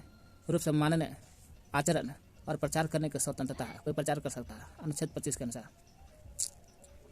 कोई भी व्यक्ति किसी भी धर्म को मान सकता है, ऐसा 25 बोलता है, और उसका प्रचार प्रसार भी कर सकता है, 25 बोलता है। कोई नहीं कर रहा है। अंतःकरण की धर्म और अबाध रूप से मानने, आचरण और प्रचार करने के स्वतंत्र है। 26 बोलता है कहे कि धार्मिक स्वतंत्रता 25 से 28 तक चलता है, अभी 26 तक पहुँच गया। धार्मिक कार्यों के प्रबंध की स्वतंत्रता, व्यक्ति को अपने धर्म के लिए संस्थाओं की स्थापना, पोषण करने, विधि और संपत्ति के अर्जन, स्वामित्व और प्रशासन का अधिकार है। 27 बोलता है राज्य किसी भी व्यक्ति को ऐसे कर देने के लिए बाध्य नहीं कर सकता। 27 बोलता है कि राज्य किसी भी व्यक्ति को, कोई भी राज्य जबरदस्ती ऐसे कर देने के, टैक्स देने के लिए बाध्य नहीं किया जा सकता है जिसकी आय किसी विशेष धर्म अथवा धार्मिक संप्रदाय की उन्नति या पोषण में व्यय करने के लिए विशेष रूप से निश्चित कर दी गई हो। किसी धर्म के नाम पर आप उसका से पैसा नहीं मांग सकते, इतने सीधा सोचिए। 28 बोलता है राज्य विधि से पूर्णतः पोषित किसी शिक्षा संस्था में कोई धार्मिक शिक्षा नहीं दी जा सकती। कोई शिक्षण संस्था है वहाँ 28 बोलता है कि धार्मिक शिक्षा नहीं देना है कि हमारे देवता ऐसे थे वैसे थे, क्योंकि वहाँ पर हर प्रकार के लोग धर्म वाला है।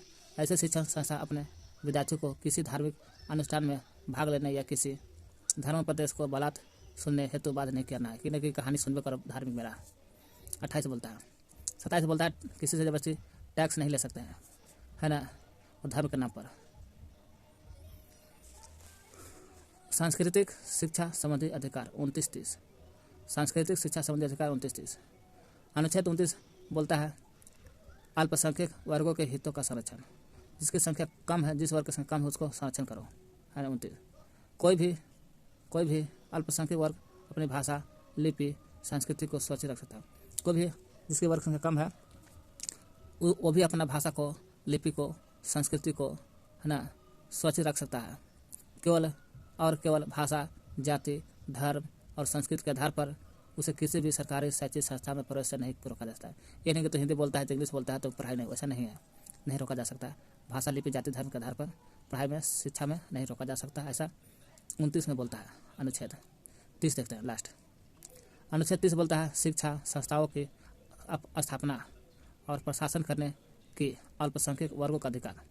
शिक्षा संस्था की स्थापना भी कर सकता है 30 में, और प्रशासन करने का अल्पसंख्यक वर्गों का अधिकार है। कोई भी अल्पसंख्यक वर्ग अपने पसंद का शैक्षणिक संस्था चला सकता है, चला ना रहा है पटना बड़ी सारा चीज़ अनुच्छेद 30 के अनुसार, और सरकार उसे अनुदान देने में किसी भी तरह का भेदभाव नहीं करेगा, चलाओ कोई भेदभाव नहीं होगा। अनुच्छेद 32 बोलता है संवैधानिक उपचारों का अधिकार। संवैधानिक उपचारों का अधिकार अनुच्छेद 32 इसमें बड़ी चीज़ है, ध्यान से पढ़िए, ये बहुत महत्वपूर्ण है। संवैधानिक उपचारों के अधिकार को डॉक्टर भीमराव अम्बेडकर ने संविधान की आत्मा कहा। इसको संवैधानिक उपचारों के अधिकार को डॉक्टर भीमराव अम्बेडकर ने 32 को क्या बोला? संविधान की आत्मा है। क्या है? संविधान की आत्मा है। पूछा जा सकता है संविधान की आत्मा किसे कहा जाता है? जो डॉक्टर भीमराव अम्बेडकर ने कहा था संवैधानिक उपचारों को अधिकार को बोला जाता है संविधान की आत्मा है। कौन बात बोला था? डॉक्टर भीमराव अम्बेडकर 32 को बोला था। अनुच्छेद 32 क्या बोलता है? अनुच्छेद 226 हाई कोर्ट रक्षा करती है। अनुच्छेद 226 बोलता है हाई कोर्ट रक्षा करती है मूल अधिकार को। पूछा था मूल अधिकार को रक्षा कौन करता है? तो हाई कोर्ट करता है मूल अधिकार को। अनुच्छेद किसके तहत? अनुच्छेद 226 के तहत। अनुच्छेद 226 के तहत हाई कोर्ट किसको रक्षा करता है? मूल अधिकार को। अनुच्छेद 32 इसके अंतर्गत मौलिक अधिकारों को परिवर्तित कराने के लिए समुचित कार्रवाइयों द्वारा उच्चतम न्यायालय में आवेदन करने का अधिकार प्रदान किया गया। कहता है कोई भी काम करना है, कोई भी काम कार्रवाई करना है ना न्यायालय में, तो उच्चतम न्यायालय में आवेदन दे सकते हैं। उच्चतम न्यायालय में आवेदन दे सकते हैं कि मेरा काम नहीं हो रहा कि हो रहा है, करने का अधिकार प्रदान किया गया है। अनुच्छेद 32 बोलता है।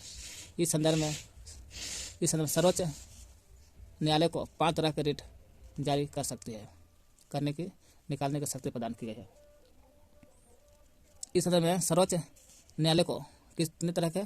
5 तरह के रिट WRIT रिट निकालने की शक्ति प्रदान की गई। सर्वोच्च न्यायालय कहता है कि तू मुझे यहाँ आवेदन दे सकता है उच्च न्यायालय में, तो हम भी उच्च न्यायालय जो है सर्वोच्च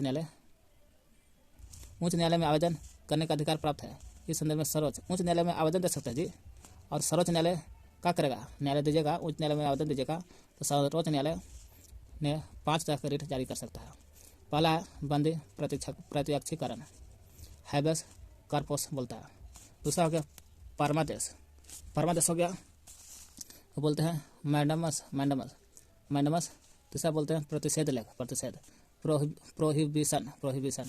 तीसरा बोला जाता है उत्प्रेषण। अधिकार परीक्ष लेख बोला जाता है। पहला बंदी प्रत्यक्षीकरण, चौथा परमादेश, तीसरा हो गया प्रतिषेध लेख, चौथा होगा उत्प्रेषण और पांचवा होगा अधिकार परीक्ष लेख। यही है 5 तरह का सर्वोच्च न्यायालय रिट जारी कर सकता है। बंदी प्रत्यक्षीकरण पहला पढ़ा बंदी प्रत्यक्षीकरण है क्या? उस व्यक्ति को प्रार्थना पर जारी किया जाता है जो यह समझा जाता है कि उसे अवैध रूप से बंदी बनाया गया है। बंदी प्रत्यक्षीकरण उसी पर काम करता है, उसे अवैध रूप से बंदी बनाया गया। अवैध रूप से क्या है? बंदी बनाया गया। उसके द्वारा न्यायालय बंदीकरण करने वाले अधिकारी को आदेश देता है कि वह बंदी बनाए गए व्यक्ति जो है उस व्यक्ति को निश्चित स्थान और निश्चित समय के अंदर उपस्थित करे, जिसे न्यायालय बंदी बनाए जाने के कारण पर विचार कर सकते हैं। व्यक्ति स्वतंत्रता, यानी कि बंदी प्रत्यक्षीकरण में बोलता है व्यक्ति का है, व्यक्ति स्वतंत्र है। परमादेश को लेख उस समय जारी किया जाता है जब कोई पदाधिकारी अपने सार्वजनिक कर्तव्य का निर्वाह नहीं करता है। जब कोई पदाधिकारी का अपने सार्वजनिक कर्तव्य, कोई पदाधिकारी अपना सार्वजनिक कर्तव्य नहीं कर रहा है, तो इस प्रकार के आज्ञापत्र के आधार पर पदाधिकारी को उसके कर्तव्य का पालन करने का आदेश जारी किया जाता है। देखिए सर, आप काम नहीं कर रहे हैं तो करिए, ऐसा हम लोग आज्ञापत्र के माध्यम से कर सकते हैं, दे सकते हैं। परमादेश से ही परमादेश आदेश दे रहे हैं हम लोग अधिकारी को। प्रतिषेध यह आज्ञापत्र सर्वोच्च न्यायालय तथा उच्च न्यायालय, सर्वोच्च न्यायालय और उच्च न्यायालय लिखा है, उच्च न्यायालय द्वारा निम्न न्यायालयों या अर्ध न्यायिक न्यायालयों को जारी करते हुए आदेश दिया जाता है।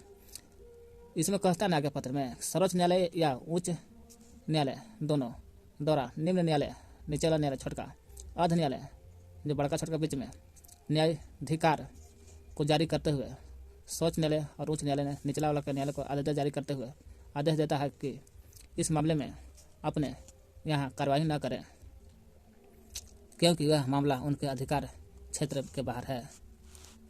चौथा बोलता है उत्प्रेषण। इसके द्वारा अधीनस्थ न्यायालय को यह निर्देश दिया जाता है कि अपने पास लंबित मुकदमे के न्याय निर्णय के लिए उसे वरिष्ठ न्यायालय को भेजें। कई मुकदमे को न्यायालय निर्णय लेना है तो उसे वरिष्ठ न्यायालय में भेजो। कहाँ? वरिष्ठ न्यायालय में भेजो। कौन बोलता है? उत्प्रेषण बोलता है। उत्प्रेषण। अधिकार परिच्छेद।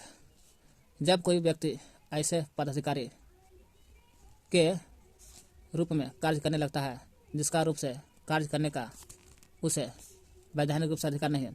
जब कोई व्यक्ति अपना मर्जी से कोई काम करने लगे, जब वैधानिक रूप से काम नहीं है उसका, फिर भी काम करने लगता है, तो न्यायालय अधिकार परीक्षा के आदेश के द्वारा उस व्यक्ति से पूछता है क्या कि वह किस अधिकार से कार्य कर रहा है, कि तो ऐसा क्यों कर रहा है अपना मर्जी से, कौन अधिकार दिया है। और जब तक वह इस बात का संतोषजनक उत्तर नहीं देता है वह कार्य नहीं कर सकता है। अधिकार परीक्षा लेख में ऐसा बात बोला गया है।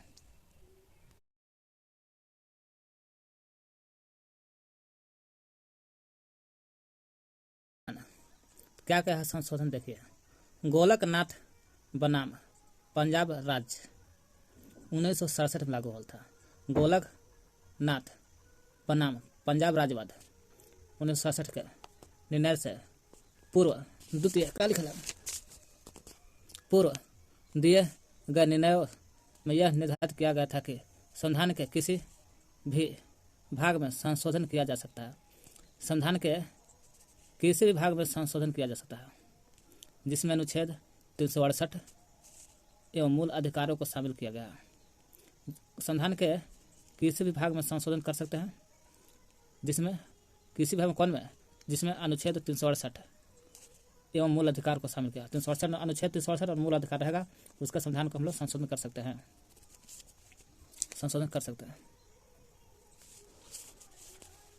मौलिक अधिकार का संशोधन। दूसरा, गोलक बनाम पंजाब राज्यवाद में भी मौलिक अधिकार से संशोधन से 1968। फिर चलते हैं सर्वोच्च न्यायालय ने गोलकनाथ बनाम पंजाब राज्यवाद। सर्वोच्च न्यायालय ने गोलकनाथ बनाम पंजाब राज्यवाद, ये है गोलकनाथ बनाम पंजाब राज्य भी है, ये भी है, ये सर्वोच्च न्यायालय लगल है। ये 1967, ये भी 1967 में है। 67 के निर्णय में अनुच्छेद 367 में निर्धारित प्रक्रिया के माध्यम से मूल अधिकारों में संशोधन पर रोक लगा दी। अनुच्छेद 367 में निर्धारित प्रक्रिया के माध्यम से जो मूल अधिकार था ना, मूल अधिकारों में संशोधन पर रोक लगा दी। अर्थात संसद मूल अधिकारों में संशोधन नहीं कर सकता। संसद जो है से मूल अधिकार में संशोधन नहीं कर सकता। रोक लग गया तो कैसे कर सकते? 368 के अनुच्छेद इसमें बोलता है 367 में अनुच्छेद 367 मूल अधिकार को शामिल किया गया था और सर्वोच्च न्यायालय लग गया तो 368 में मूल अधिकारों, संसद जो है, संसद मूल अधिकारों में संशोधन नहीं कर सकता है। 24वें संविधान संशोधन 1971 के तहत 24वां संविधान संशोधन 1971 13 अप्रैल 1968 में 13 अनुच्छेद है जी, अनुच्छेद 13 और 368 में संशोधन किया गया तथा यह निर्धारित किया गया कि अनुच्छेद 368 में दी गई प्रक्रिया द्वारा मूल अधिकारों में संशोधन किया जा सकता है। 368 में संशोधन किया जा सकता है मूल अधिकार में 24वां 1971 के द्वारा 13 और 368 अनुच्छेद में। केशवानंद भारती बनाम केरल राज्यवाद 1971 में बोलता, पीछे में देखे हैं, सब ज़्यादा जरूरी नहीं से पूछता है। इस प्रकार में संशोधन को विधि मान्यता प्रदान की गई, अर्थात विधि मान्यता प्रदान की गई थी ना, अर्थात गोलकनाथ बनाम पंजाब राज्यवाद के निर्णय को निरस्त कर देता है। गोलकनाथ पंजाब राज्यवाद जो था नहीं सबसे, इसको निरस्त कर देता, खत्म कर देता। कौन? केशवानंद भारती बनाम केरल राज्यवाद। इस प्रकार के संशोधन को विधि मान्यता प्रदान की गई, अर्थात गोलकनाथ बनाम पंजाब राज्यवाद के निर्णय को निरस्त कर दिया गया। 42वां संविधान संशोधन 1976 में था। 42वां संविधान संशोधन 1976 के द्वारा अनुच्छेद 368 में खंड 4 और खंड 5 जोड़े गए हैं। पूछता है 42वां संविधान संशोधन 1976 में कौन को जोड़ा गया? अनुच्छेद 368 में कौन कौन सा शब्द जोड़ा गया? 368 में अनुच्छेद 4 और अनुच्छेद 5 जोड़ा गया। अनुच्छेद 368 में खंड 4 है, खंड 5 जोड़ा है जी। यह व्यवस्था की गई कि इस प्रकार किए गए संशोधन को किस न्यायालय में प्रसन्नगत नहीं किया जा सकता है। मिनर्वा मिल्स बनाम भारत संघ 1980 में निर्णय के द्वारा निर्धारित किया गया कि संविधान के आधारभूत लक्षणों की रक्षा करने का अधिकार न्यायालय को है। आधार लक्षणों का जब भी रक्षा करने का अधिकार किसको है? न्यायालय को है। और न्यायालय इस आधार पर किसी भी संशोधन का पुनरावलोकन कर सकता है। इसके द्वारा 42वें संविधान संशोधन द्वारा की गई व्यवस्था को भी समाप्त कर दी गई। 42वां संविधान संशोधन द्वारा तो की गई व्यवस्था उसको भी समाप्त कर देता है। मिनर्वा मिल्स बनाम भारत संघ 1980। गोलकनाथ बनाम राज्यवाद 1967। सर्वोच्च न्यायालय ने गोलकनाथ बनाम पंजाब राज्यवाद 1967 है। 24वें संविधान संशोधन 1971। केशवानंद भारती बनाम केरल राज्यवाद 42वें संविधान संशोधन 1976। मिनर्वा मिल्स बनाम भारत संघ 1980 में बना था।